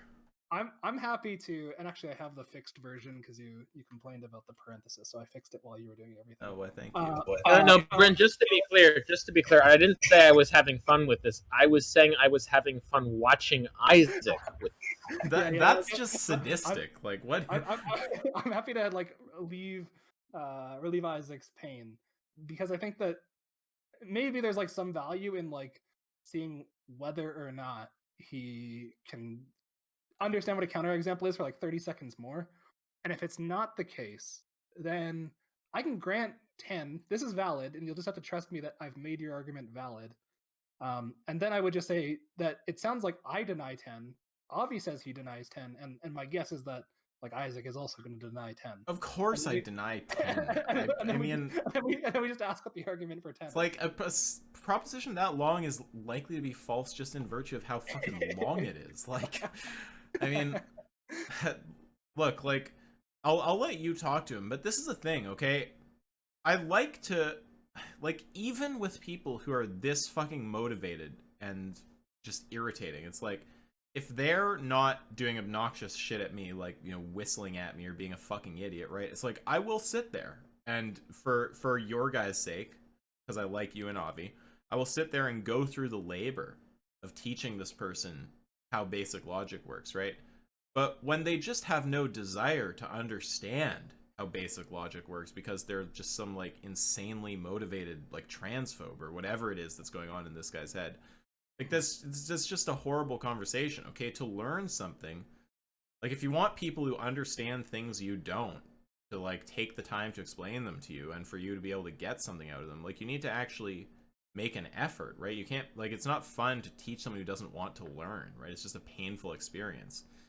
And additionally, it's like, I mean, I can't tell if this is just because of like how stupid he is or if it's because of like how motivated he is or some combination or some other thing I'm somehow not noticing. It just feels fruitless when like anytime you think you've made a ground, like your your footwork, like just you have no hold. It's like if you're trying to like climb a cliff and like every time you like grab like a pebble, you're like, you go to like lift yourself and then it just disappears under your hand and you're just back at the ground. It's like that's what it's like talking to someone like this, right? Because every time we get the pieces in place to like move to the next stage of the reasoning, right, we're like, do you understand that if there's a counterexample, the argument's invalid? Yes. Do you understand there's a counterexample, your argument? It's like, yes. Okay, so you understand your argument's invalid? No. Okay, well, why? What premise is wrong? Tons of rambling. Then finally you find out, the premise that there's a counterexample is wrong. Okay, here's the counterexample. It's under these conditions. Do you understand that's a counterexample? Yes. Okay, you understand that if... right, like it just turns into a circle because every time we make progress, he just retracts something he said before, and then we have to go loop back through the same So, yeah, it's just... I can't do that. Someone that stupid or motivated or whatever is going on is just not worth my time. And the thought that this person came here, and that's why I'm suggesting we just try to move forward or just I'll let you, I'll trust your judgment, but just I just have to say though, Bryn, like I agree, but like the irony of someone utterly logically illiterate coming here, and obviously also completely illiterate on these like gender issues or whatever, coming here under the pretense of trying to educate me and Avi, and I guess you too. It's just, it speaks to like a level of delusion that's just like, it's crazy that exists. It's actually crazy that's a thing. I just don't even know how to process it. So I mean, I could just go on, but I tried and there's no hope teaching this person logic. So, whenever you find yourself at the barrier block of like, oh, well, he can't grasp what I'm saying because he'd have to understand basic logic, and you think, oh, well, the solution is to show him basic logic. Well, no, that's not the solution because he will refuse to learn it, right? It's just hopeless. He's just motivated. Okay, I'm gonna stop because I could just keep bitching about this because I find it very frustrating when I try to put in time to help someone like this and they just like, just go fucking insane. So I'll just let you talk to him.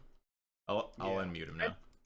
I think that the only like clarification that I could maybe offer, because it sounds like what the mistake that you're making, and please don't overtalk me for like the next like couple minutes. I'm just going to try and explain what I think that your confusion is something like, you think that what we're saying is that we've actually shown that the conclusion is false, and that's what you take a counterexample to be. But that's not what we're doing. Maybe a more accurate term for what we're doing is right in the image. It's a counter model. So we're just modeling out the case where in the abstract, so just as propositional variables, not something that we're pegging to the real world in any sense, just the logical structure of the argument is not formally valid. So we're not making any claim about whether or not the conclusion is certainly true or certainly false.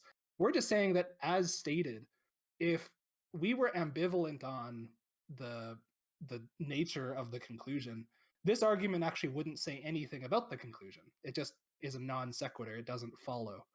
So that's all that we're saying. And so then do you understand the conclusion? Further from that, we're saying that we're ambivalent on the conclusion.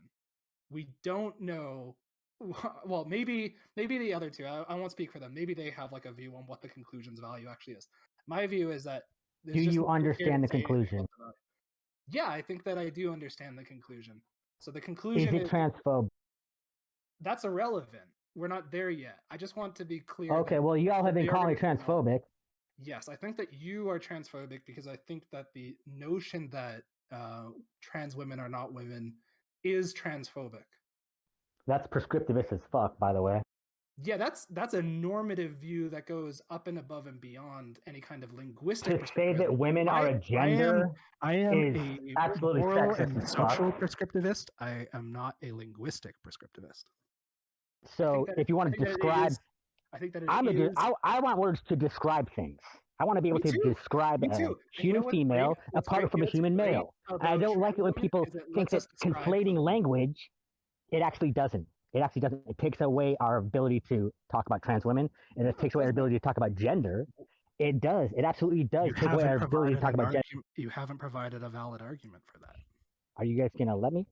Oh yeah. Yeah, actually. Okay, so if we're gonna be, let's just. All right, I'm gonna tell you a story about lesbians. What am I talking about? What am I talking about? So when I'm talking about lesbians.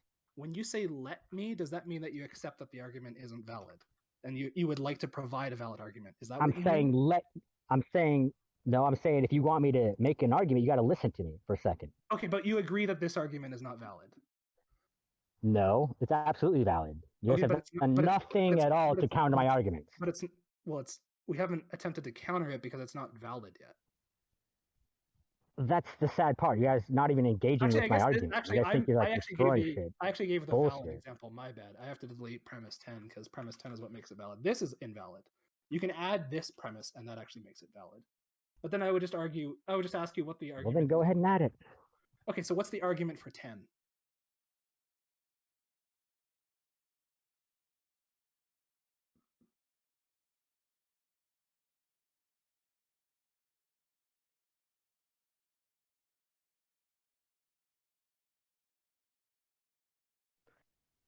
The whole thing about 10 is that we're losing the ability to talk about shit. Women cannot politically organize. Let me explain. Let me explain so you can fully understand my argument. What's an argument that concludes in this? So listen, just let me make my point. It'd be cool if we could just like have a conversation like normal people talk. Because ultimately I want you guys to understand my point. When we remove, like, if women want to organize politically, if trans women want to organize politically. Is this the argument? I can start typing. So if women want to organize, listen. You might understand it if you just, if anything, all right? Any group wants to organize politically, they need to be able to distinguish themselves from other groups. Any group wants to organize politically, they need to be able to distinguish themselves. Distinguish themselves? Okay. Yeah, sure. From other groups via language. From other groups via language. Okay, that's premise 1. Premise 2. If you don't have this ability, you lose the ability to politically organize. For those things, you know what I'm saying? The ability to distinguish yourself from other groups via language. Your group from others. You lose the what? What do you lose in that case? Ability to organize politically. The ability to collect data about it. Politically. Or to collect data about it. Crime data, health data. Including crime data and health data. Okay. Premise 3? You can't even study that concept. You can't even study that concept unless you have words. Unless you have words to distinguish them from other concepts. To distinguish them from other concepts. Okay, premise 4.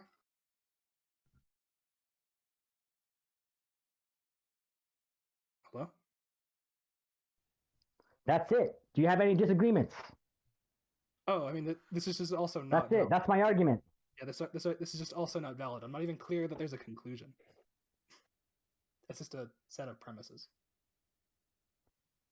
Do you disagree with any of the premises? It's just not a valid argument. I don't. What is the conclusion? Do you disagree with any of the premises? Which of these premises is the conclusion? They're self-contained conclusions in the premises. How about that?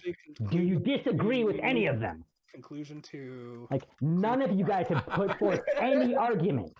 So I'm serious. So it's actually conclusion 1, conclusion 2, conclusion 3. That's actually what we have here. So we have a set of 3 conclusions. So what's the argument for conclusion 1? Look, what I'm saying is it doesn't matter how you frame this argument. It would be great if you could engage with it. Engage with it. Is it you disagree with the premises or not? Well, I disagree with all three. What's the conclusion? What's the argument for conclusion one? Which one? Let's point by point. All of them. Please don't just say I disagree with all of them. Start by the one. Give me an argument. Well, I don't have an argument. I'm just not convinced of it. What's the argument for it? Don't shift the burden of proof onto me. You don't get to shift the burden of proof onto me. What's the argument that this is either true or false? Read it out again.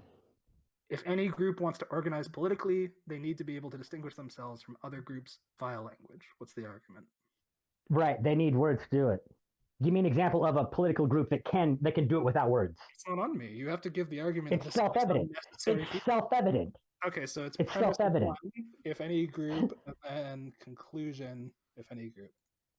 Okay, so this is what you think the argument is, and so what's the argument for premise one? It's self-evident. Okay, so we have premise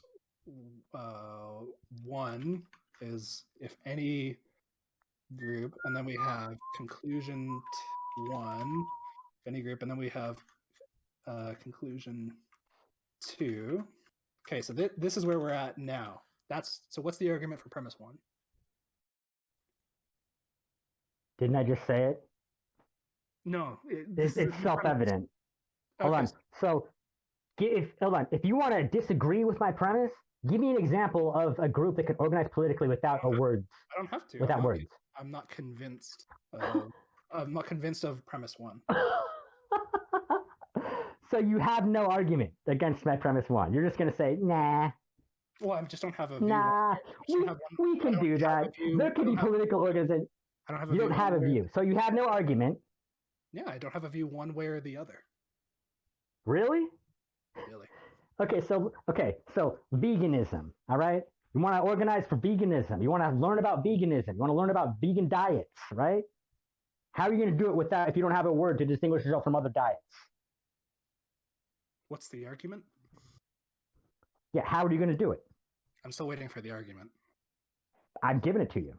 I'm asking, like you say you're not convinced, so I want you to explain to me how you can organize politically for anything. You use your. I don't have to. Yeah, you do. Okay.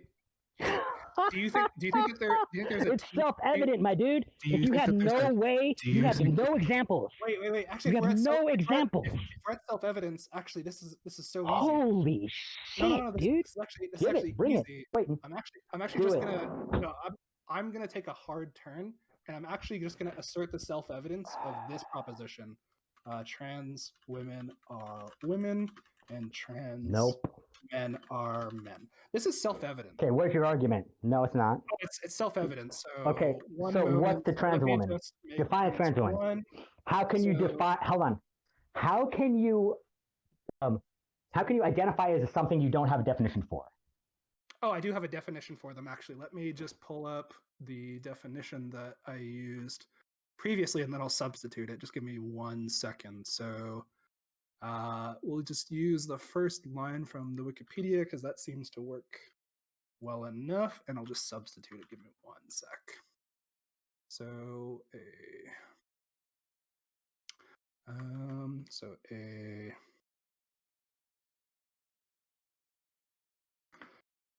is a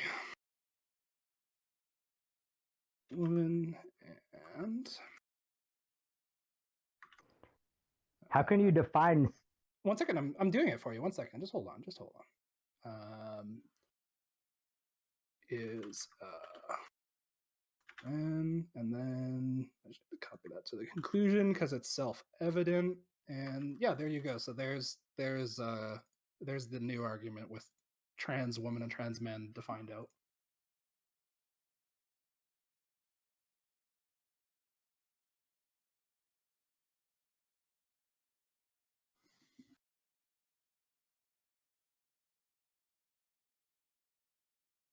You're not defining a woman, bro. You have a circular argument here. Number one, a woman who is assigned is a woman. Huh? Is that your logical argument? For once, you're actually right that the argument is circular, but I don't think that it's circular in. Yeah, you're right. I don't think it's circular. Let's come on. I don't think that it's circular in the way that you think that it's circular. Okay. You think you know it's circular, but I certainly can't know it's circular the way you know it's. All right, so let me just get you like well accepted definition of woman. Like, what is the utility of having a definition like that? Oh, because it differentiates from cis women, who are women who were not assigned female at birth, and trans men were assigned male at birth. Or a female. Okay, so if you say, hold on, as soon as you say trans women are women, you've dropped the trans modifier. Now what? Now what's the utility of saying women? What's the utility of that? So it differentiates between trans and cis categories. So the trans category is the one that was assigned a sex that is opposite to the gender, as would be typical. So it actually allows us to say that. Way? It allows us to say that. How do they become the other gender? Which is cis woman. So a woman who was born as a male, and a trans, and then a trans woman is. How did they become a woman? Woman who was born as a male, and then we also have the man versions. So we gotta do trans.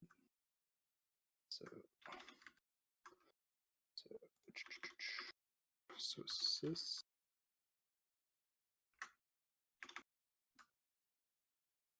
Okay, so yeah, so here's what the utility of it is it allows us to break down these like much more general categories into 2 subcategories each. So you're saying that a woman is a subcategory of a woman. Adult human females are a subcategory of a woman. Yeah, just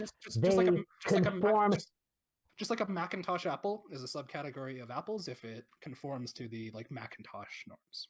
Yeah. So what you're doing is you're saying first of all let's just be clear that by saying a trans woman is a woman, you're actually ignoring the sex of trans women and women to make that statement. I'm actually not. The sex is actually relevant in each. The sex is actually relevant in each definition. So you'll see in the case of cis women, I've brought up the sex by mentioning female. If you look in the case of trans women, I've brought up the sex by mentioning male. In the case of trans men, I've brought up the sex by mentioning female, and in the case of cis man, I've brought up the sex by mentioning male. So it's actually the case that sex is let's look at this. These definitions. Is a trans woman a cis woman? No, of course not, because a trans woman is someone who has the sex of female at their birth, and a trans woman is someone who has the sex of male at their birth. Okay, so a trans woman is not a cis woman, right? Correct. That's what the definitions spell out fairly clearly. Yes. Okay, so why do we even have the term? Okay, let me think about this. The term cis is to put women, adult human females, in a subcategory of what women are, right? So it's like they need to identify as women. Like it's purely just for identity's sake. That's what you're saying? No, they don't have to. A cis woman, depending on the context and how useful it is, could say that they are a female. They could say that they are a cis woman, or that they could say that they're a woman. There's different reasons why they might choose any one of those. And they could say a man too. They could just say they're a man too, right? If they identify as a trans man, if they identify as a female, yes. Okay. Now let's look at the utility value of these words now. The man, woman. Okay, because anyone can just take on these terms, right? A man or a woman. I don't think that just anyone can. So, for example, we differentiated earlier that there is a distinction between gender expression and gender identity. What makes gender expression valid is that it would allow us to use language in the sort where I could say, "Hey, look over at her," when referring to Blair White in a room full of Arnold Schwarzeneggers. And trans identity is made valid by a certain set of psychological traits that are relevant to like the phenomenology of being a woman. What about picking out Blair White in a group, or picking out just trans women in a group of women? Could you do that? Yeah, because then we would say, look at that trans woman, and that would pick out the trans woman. Right. And what is it that's distinguishing the trans woman from a woman? Yeah, so generally speaking, that's Their going to sex, depend on right? well, not just their sex. It's going to That's a depend on male. it's going to depend on a whole host of features. Sometimes we might use the sex to pick out the trans woman. In other cases, we might use other features that are salient. For example, they Like might what? not pass as well, and so we might be able to pick out the trans woman just in virtue of that. That doesn't make their expression or By identity in any less virtue of their valid. sex, but it's their sex is the bottom line that's distinguishing them from a cis woman, right? From a woman. That's right. Yeah, the distinction between cis and trans is the assignment or observation at birth. Right. Okay. So now let's look at this perspective from the perspective of women trying to organize politically for any purpose. Sure. Okay. Now, when the women are trying to organize for political purpose, anything. Now, if we are just saying, well, that includes males, that includes any male ultimately that wants to just say that they are being in that gender. Really, there's no measure that's like, I guess you are. Just to be clear, that is a straw man of the position. That's not how I define. Is it? That's not how I defined either gender expression nor gender identity. Yeah. So that would be a straw man of the Okay, position. I don't want a straw man. I don't think that any. I don't want a straw man. I don't think that any person, nor do the vast majority of gender theorists and trans individuals, think that just anyone can and is a valid trans person. There are generally speaking. Okay, now that there are generally speaking a lot of views on what makes someone validly expressing as trans or validly identifying as trans. So I appreciate your perspective here. I'm glad that you think that there's not a lot of people that use that definition or think that anyone can just identify as trans, but accept that you'd be wrong. Okay, this has been going on for years. The demon mama that Avi was just debating to, that person still thinks that a woman is anyone who identifies as a woman, and the entire goal is to make sure that it's as inclusive as possible. We don't want to exclude anyone from the ability to call themselves a woman. And Avi and Isaac are both trying to facilitate this whole thing, and they think that that's a logical thing to do. They think that this is the logical thing to do to try to make woman as expansive, as inclusive as possible, right? No, I don't know that they think that's exactly what's going on. I don't know that they think that it's as logical as possible. I think that they're just expressing what they they're think. The logic guys, right? Now, Avi or Isaac, feel free to hop in and defend the straw man against your position, but I take it to be that what Avi and Isaac are doing is something like figuring out how they perceive gender to be used, and then they are forming a definition that they think doesn't have any massive reductios. So, for example, like two big reductios that can happen are that it's a vicious regress. Another example is that it might just be a meaningless term. And then another example might be something like it allows people who have like a delusional characteristic into the group. And each of those they perceive as being undesirable. However, it's my interpretation that they also think that there is a definition that selects out the vast majority of people, if not all people, who identify as trans. So they're actually describing how the word is used in their interpretation. Okay, so this is the thing, is that they never really get to that definition. They're just alluding to this idea that we can just say, they did get to a definition. Isaac and Avi offered a definition. And it's dependent on sexist stereotypes, defining women as their conformity to sexist stereotypes, or basically that can be true, even just mental processes. Because this is something Avi said in this thing, is like, if someone has the mental processes, that can be true, and they still have a definition that picks out trans women. How does the definition distinguish trans women from women, though? Because they are individuals who were assigned male at birth, who then express these norms. That's what distinguishes them. How do we measure the expression of like a gender expression? Is RuPaul, what gender are they expressing? I don't know that we have like a unit of it. I think it's much more. That's right. It's much more salient. I think it's much more saliently in terms of how successful the language use is, and so that's why I bring up examples like pointing to Blair White and whether or not we can be successful in our reference to other people. And I mean, it's good for us to have words that can distinguish Blair White from other males. From identity, which is a very different thing. Identity is not. So identity is just like a reference to an essence. Psychological attributes. So an identity is indistinguishable from an essence. No, I don't think that it's indistinguishable. I think that they're two separate categories of thing. I think that in many ways, the identity can inform how the expression is about to go out, but they're definitely two different categories. Gender expression is like conformity with norms, whereas a gender identity is much more like a descriptive set of features, which we've like created a category for.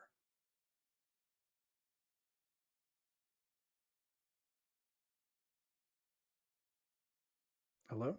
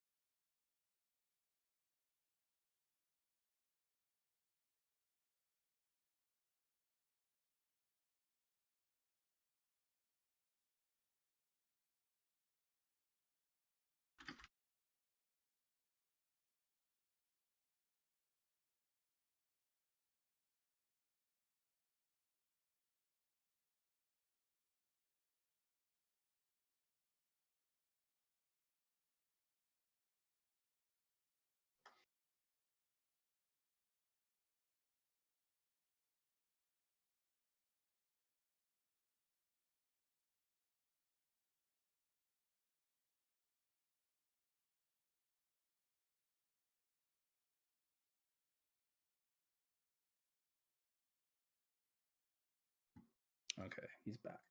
Okay, you're unmuted. Oh, okay. Sorry. Can you hear me now? Yeah.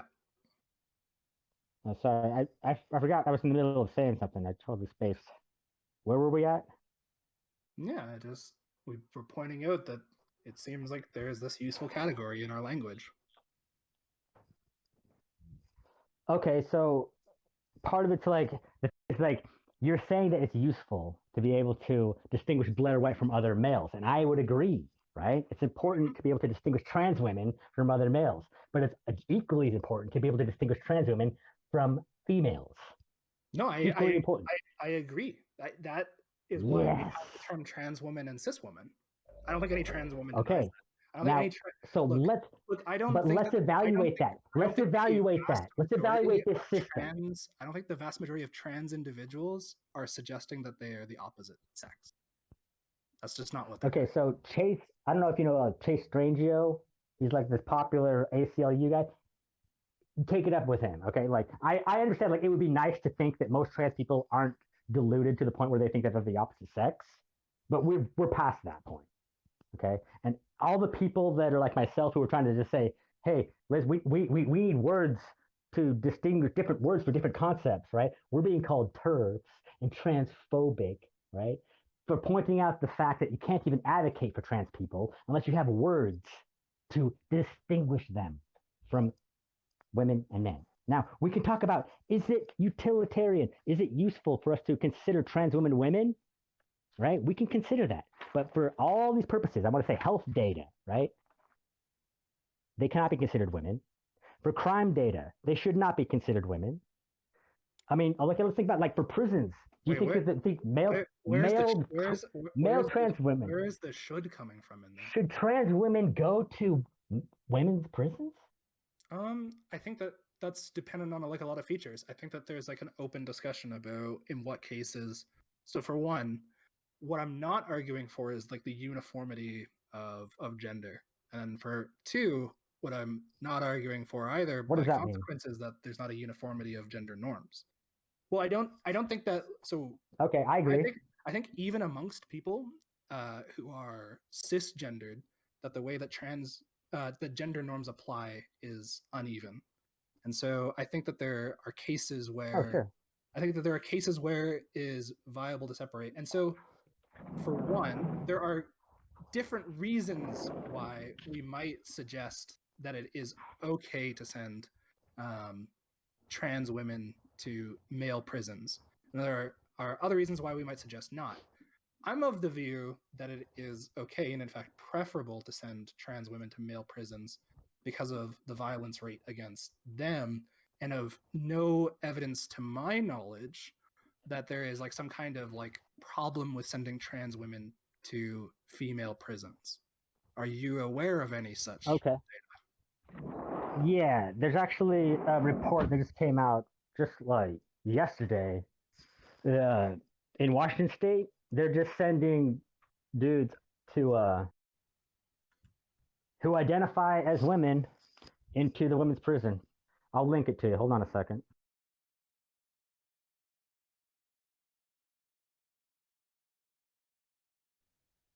Hold on a sec. I'm gonna get this article up and you can look and you can check it out. Or maybe I'll link it in later. But yes, there are examples of males being sent into women's prison and raping women. So I'll send that. I'll link that in.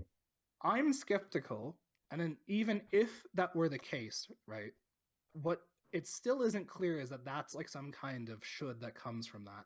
So for one, it can still be the case that all things considered, even though there were some individuals, and I'm not granting that those people exist because I've never seen any evidence of that. It can still be the case that the harm to trans women outweighs that, and that there are other solutions out there.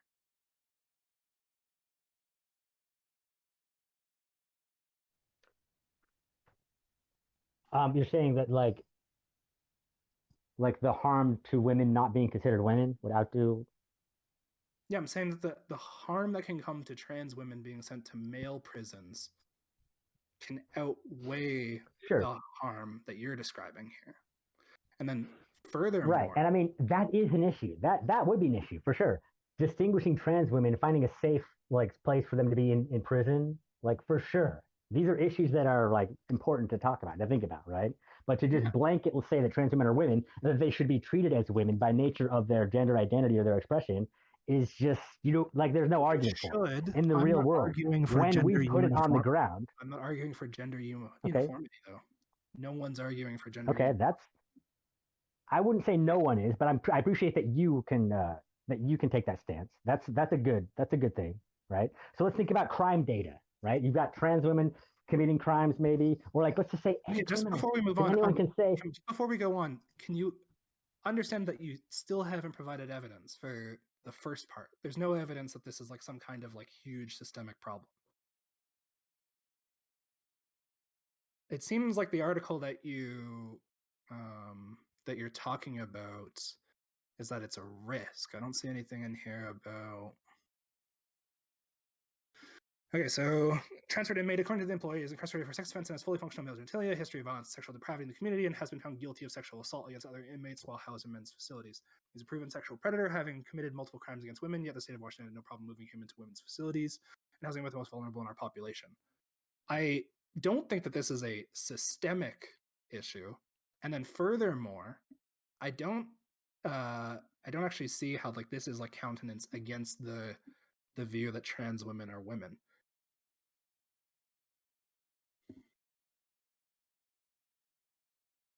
It just seems like in this case we have like a pretty valid reason not to allow this person to be in like general population.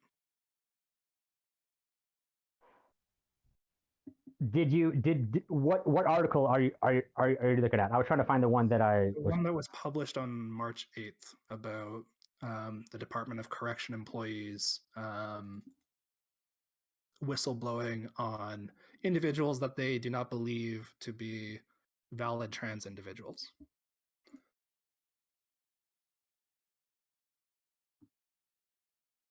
Okay, and then it seems like, yeah, there's this other part too here. So if a man comes in and identifies as a woman in our jail, what we do is, if they have not had the surgeries, they come along with it. They're offered the chance to stay in a men's facility as long as they feel safe doing so. They can also opt to be placed by themselves, but they are not placed with the women. So it seems like it isn't even like a risk. The like policy already accounts for this issue. So for one, there's no evidence that this is like a systemic issue. This is actually just some employees like throwing a fit. And then for two, the policies of the prison actually already account for this. No, the people are getting raped. Like no, there's no evidence of that. The rapes are happening. Okay, there's no evidence of that in this article. This article suggests that there are employees who are concerned about that, but it also clarifies that the employees are wrong because the prison in question does not house trans women who are pre-op with other women. I'm trying to have a tough time opening this thing. Okay, no issue. No worries. At least the article that I've been linked, that is from March 8th, does not show what you contended to show. But if that's not the article you have in mind, then maybe I'm just wrong. But at least this article suggests that it's not an issue.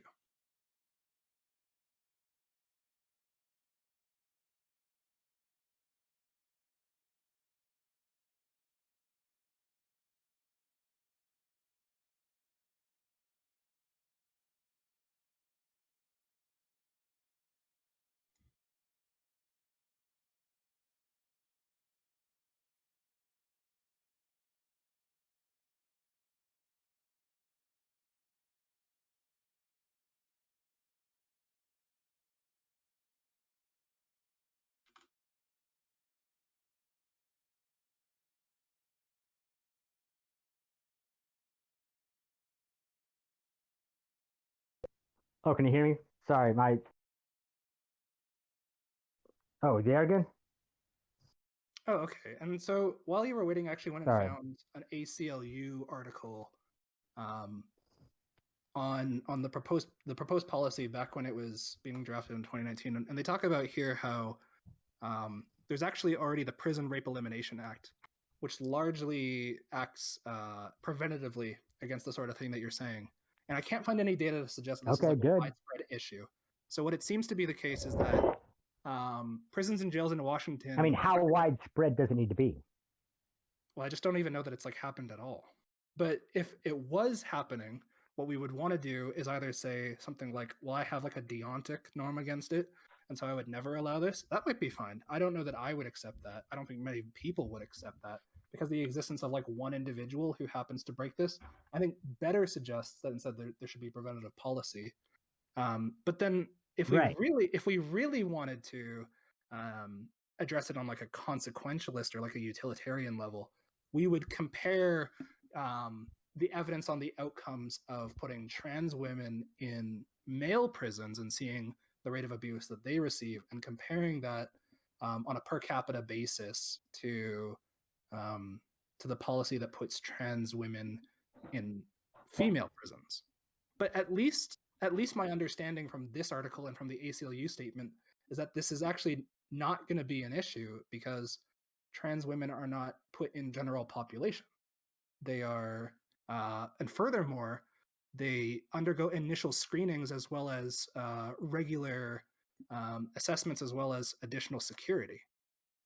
So there's already an act called the Prison Rape Elimination Act in this jurisdiction that is preventative of this. And so all of that is totally good. That's all good. I just don't understand the point then. Well, it's about how, see, you're already conceding that we're treating the trans women differently than of course we do women. Of course I am. That's why I think it's useful to have the two. So we're making that distinction. Yeah, no one's denying that. I think that there's a lot of, I don't think that the vast majority of trans women. The statement, what do you think the statement trans women are women is trying to accomplish? Yeah, to assert that in the general case, that males can be women. Yeah, exactly. That there are cases where men. That's what they're trying to establish. But that they are validly women in some cases. So what happens to the utility value of this word woman when it just shifts to being gender ID? It decreases. It increases. What happens to the value? Hold on. What happens to the ability of women to talk about stuff like patriarchy or shit? It increases because we can better pick out cases like Blair White. If I could only use women and male coextensively with female and male, I would have a difficult. I'm not saying that. I would have a difficult time picking out Blair White in a room full of Arnold Schwarzenegger. So think about if we held the view, if we held the view need words for trans women and men. We need words for trans women and men. I agree. Yeah. But we need words that distinguish trans women from women. They cannot be the same category. It's trans woman. It's distinct from woman because it's a subset of the set of women. And then that distinguishes from the other element of the subset, which is cis women. Let's think about how we collect crime data. Okay, you've got as you know, 99% of sexual violence, let's just say, or like rapes, are committed by males. Okay, Sure. regardless of how they identify. Sure. Now, we're going to start considering some of these males to be women. How does that affect our crime data? Well, if we could show that there was a significant harm to our prescriptions and our policy proposal because we were conflating And woman how we're with sex, collecting crime then data? we would start labeling them male or female. And it's my understanding that that's actually already the case. I'm under the impression that Right. at least in some cases it's the sex that is collected, Exactly. not the gender. But that's just to the point that there's still a useful distinction between gender and sex. It's just in some cases Yeah. we prefer sex, and in some Right. cases we prefer gender. Yeah, okay, so good. We agree that there's a useful distinction, and that in some cases sex is preferable, and in other cases gender is preferable. Well, I don't have I'm not saying that sex is preferable in any cases. I'm saying gender is preferable in any cases. I'm saying sex is always more relevant. Even if you want to determine who is a trans woman, sex has to become the relevant thing. So in the case of one Blair White in a full room full of men. Of women. Of men. So in the case of men, sure. Blair White's in a room full of Arnold Schwarzeneggers. Do you think that I should say, look at him?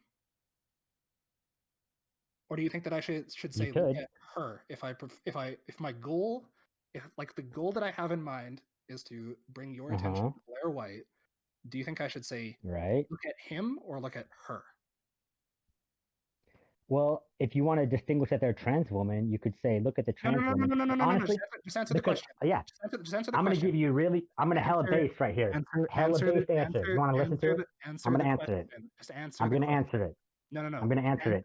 Okay. It's way more based for a trans woman to refer to herself as he. That's not the answer to the question. Way more based. The answer to the question is, if I'm in a room and I want to pick out Blair White in the room to someone else, do you think that I should say, look at him or look at her? You could say, look at the trans woman. I could, but if I was choosing between him and her, what would I say? And actually, I mean, that's just to the point, right? Is that I would say, look at the trans woman, because trans woman is a useful category that's distinct from man. That distinguishes from man. Yeah. And that's what we need. We need that. We need a word that's going to distinguish them. Trans people need it. So you get the point that trans women are distinct from men and males. Just from like they're males. also distinct from no. Hold on. Wait. They're not distinct from males. They are males. Trans women are males. No, they're distinct from Blair White. Hold on, no. Ask Blair White. They're distinct from ask males. Blair White. Blair White will tell you. Blair White will say, I am a male. Male simpliciter. So look, the point is that if I said, look at that male, I would begin to fail in my goal to pick out Blair White. Now, I could say, look at that female, and I think I would be more successful in my goal to pick out Blair White, but there would be something that is sort of untrue about my statement, which is that Blair White is not, in fact, a male. Or a female, rather. You mean, that's correct. Fine. But the point just is that there's something distinct about saying trans woman versus saying male. And the important part is that a trans woman is a male who is a woman. No. A male who wishes to be perceived as a woman. Sure, can't be a woman and male fine. at the same time. Well, they can, but I'm open to saying that what woman means in this case is someone who wants to be perceived along the lines of the gender norms of woman and who wants to be referred to as woman. That's fine. If that's what we mean by women, that's fine. But the thing is that I have a problem with that, is that it's sexist as fuck. Okay? Women have a problem with that. By defining women as their conformity to gender stereotypes, like that's the entire radical feminist contention with it, is because they're trying to define women as stereotypes of sex. They've been trying to buck being defined as stereotypes since the beginning. That's the whole point of feminism, is to say, look, we aren't bound to these gender stereotypes. You understand how we're now moving into a prescriptive notion of language, right? No. We're trying to prescribe how language ought to be used now. Or we're saying a different thing that I actually think a lot of trans individuals agree with. We're absolutely I'm sticking with the descriptive. I'm sticking with the descriptive use of love language. Okay, I'm purely descriptive. There's no prescript. I'm not prescribing anything.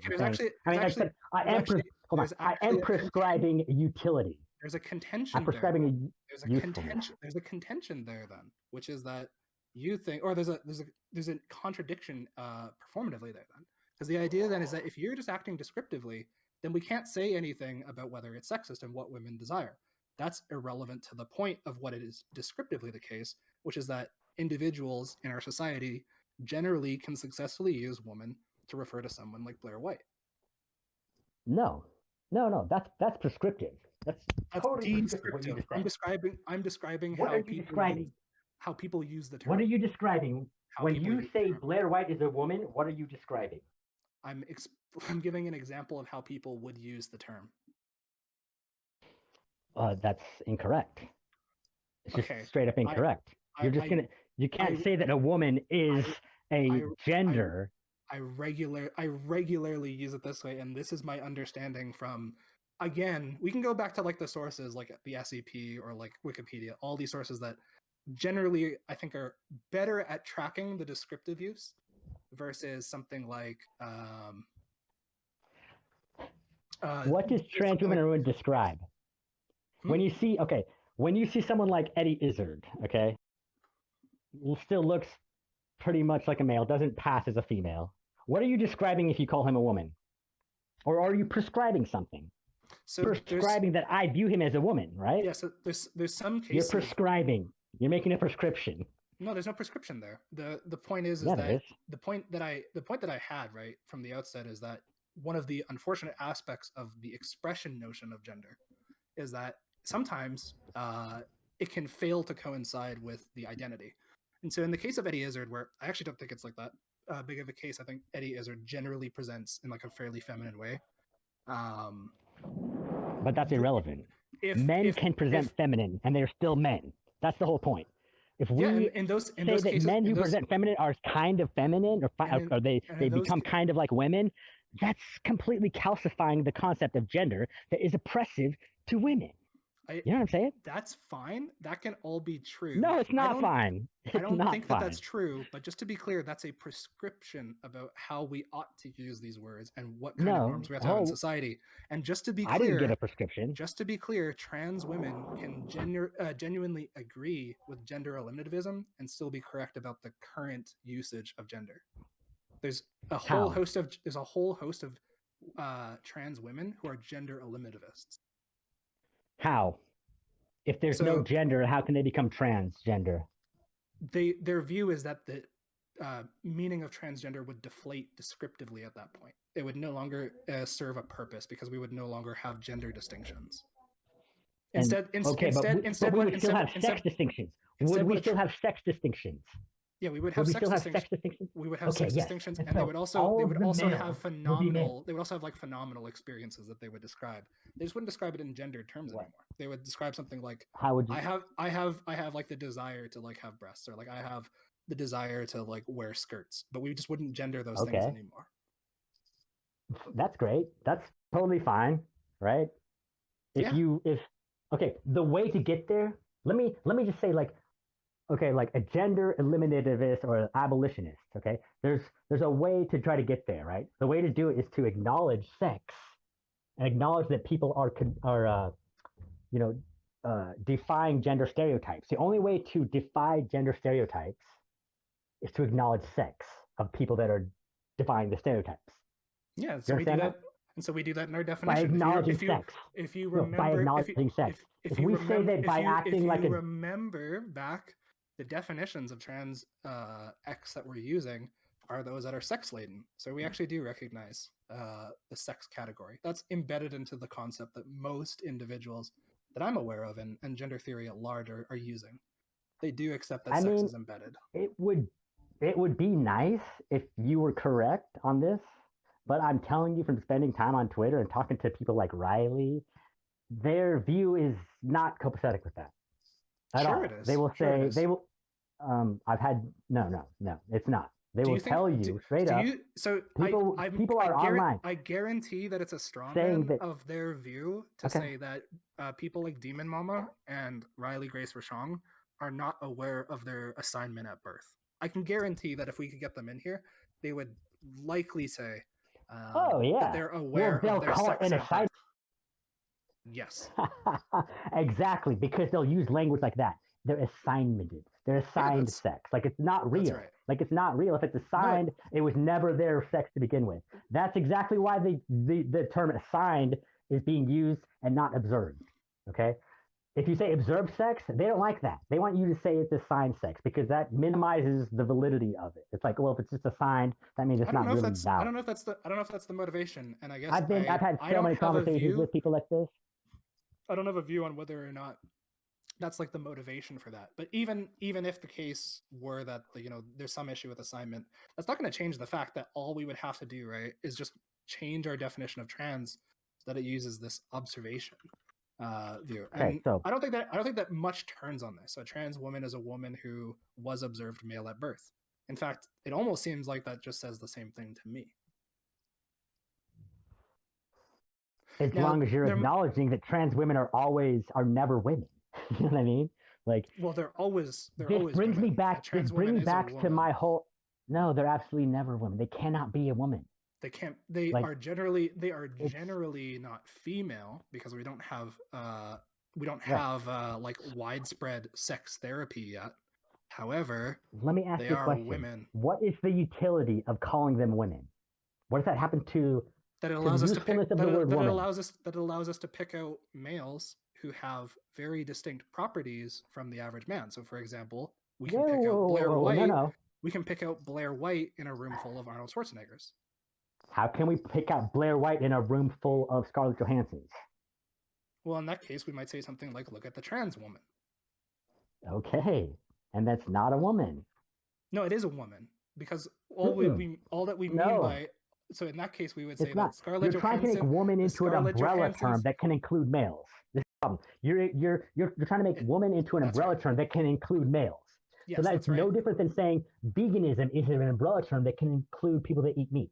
Or no, because it's not how the language. It's exactly the same. That's not how the language is. That's exactly the same. Look, you're confused. Why not? Because I'm not using a prescriptive. I'm not using a prescriptive notion of language. I'm talking about how people you are. use You're the absolutely terms. using prescriptive. No, I'm talking about how people use the terms. I'm talking about how people use the terms. How people use it, okay? But there's lots of people who don't use a term like that, and they're called Turks, and they're called transphobe, and they're told to shut the fuck up. Yeah, and for those people, I would want to be able to have words. I might fail. Bullshit. If I was talking to a TERF, I might end up failing in my goal to pick out Blair White. However, I actually doubt it. I think if I talked to a TERF, and I said, "Look at that woman," when I referred to Blair White, it's actually like sort of embedded into the fact that they would then start getting upset at me, that they actually realized what my usage meant and were able to pick out Blair White and realize that I was referring to a trans woman. So I think it actually would be the case that I would be successful in my language. I think that it's unlikely that they would be like just totally confused as to what I meant. They'd be like, "Wait, what? There's no women here. There's only men." I think that if they did that, at best what they would be doing is something like dishonesty.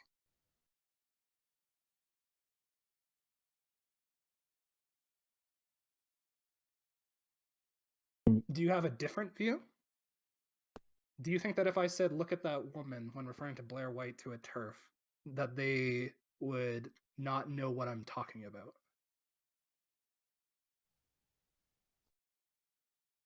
You're cutting out, my dude. Sorry, yeah, I'm trying to. Can you hear me now? Hello?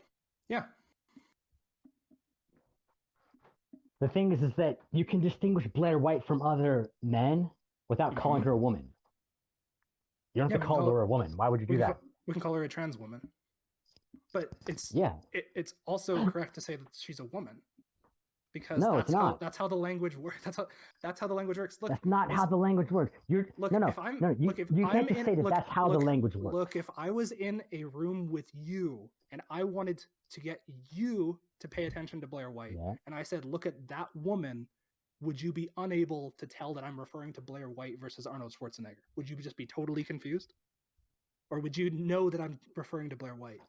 I would probably know. Yeah, I would know which one you're trying to say, but I would also be like, guess what? That's not a woman. Then you accept that that's how language is used. No.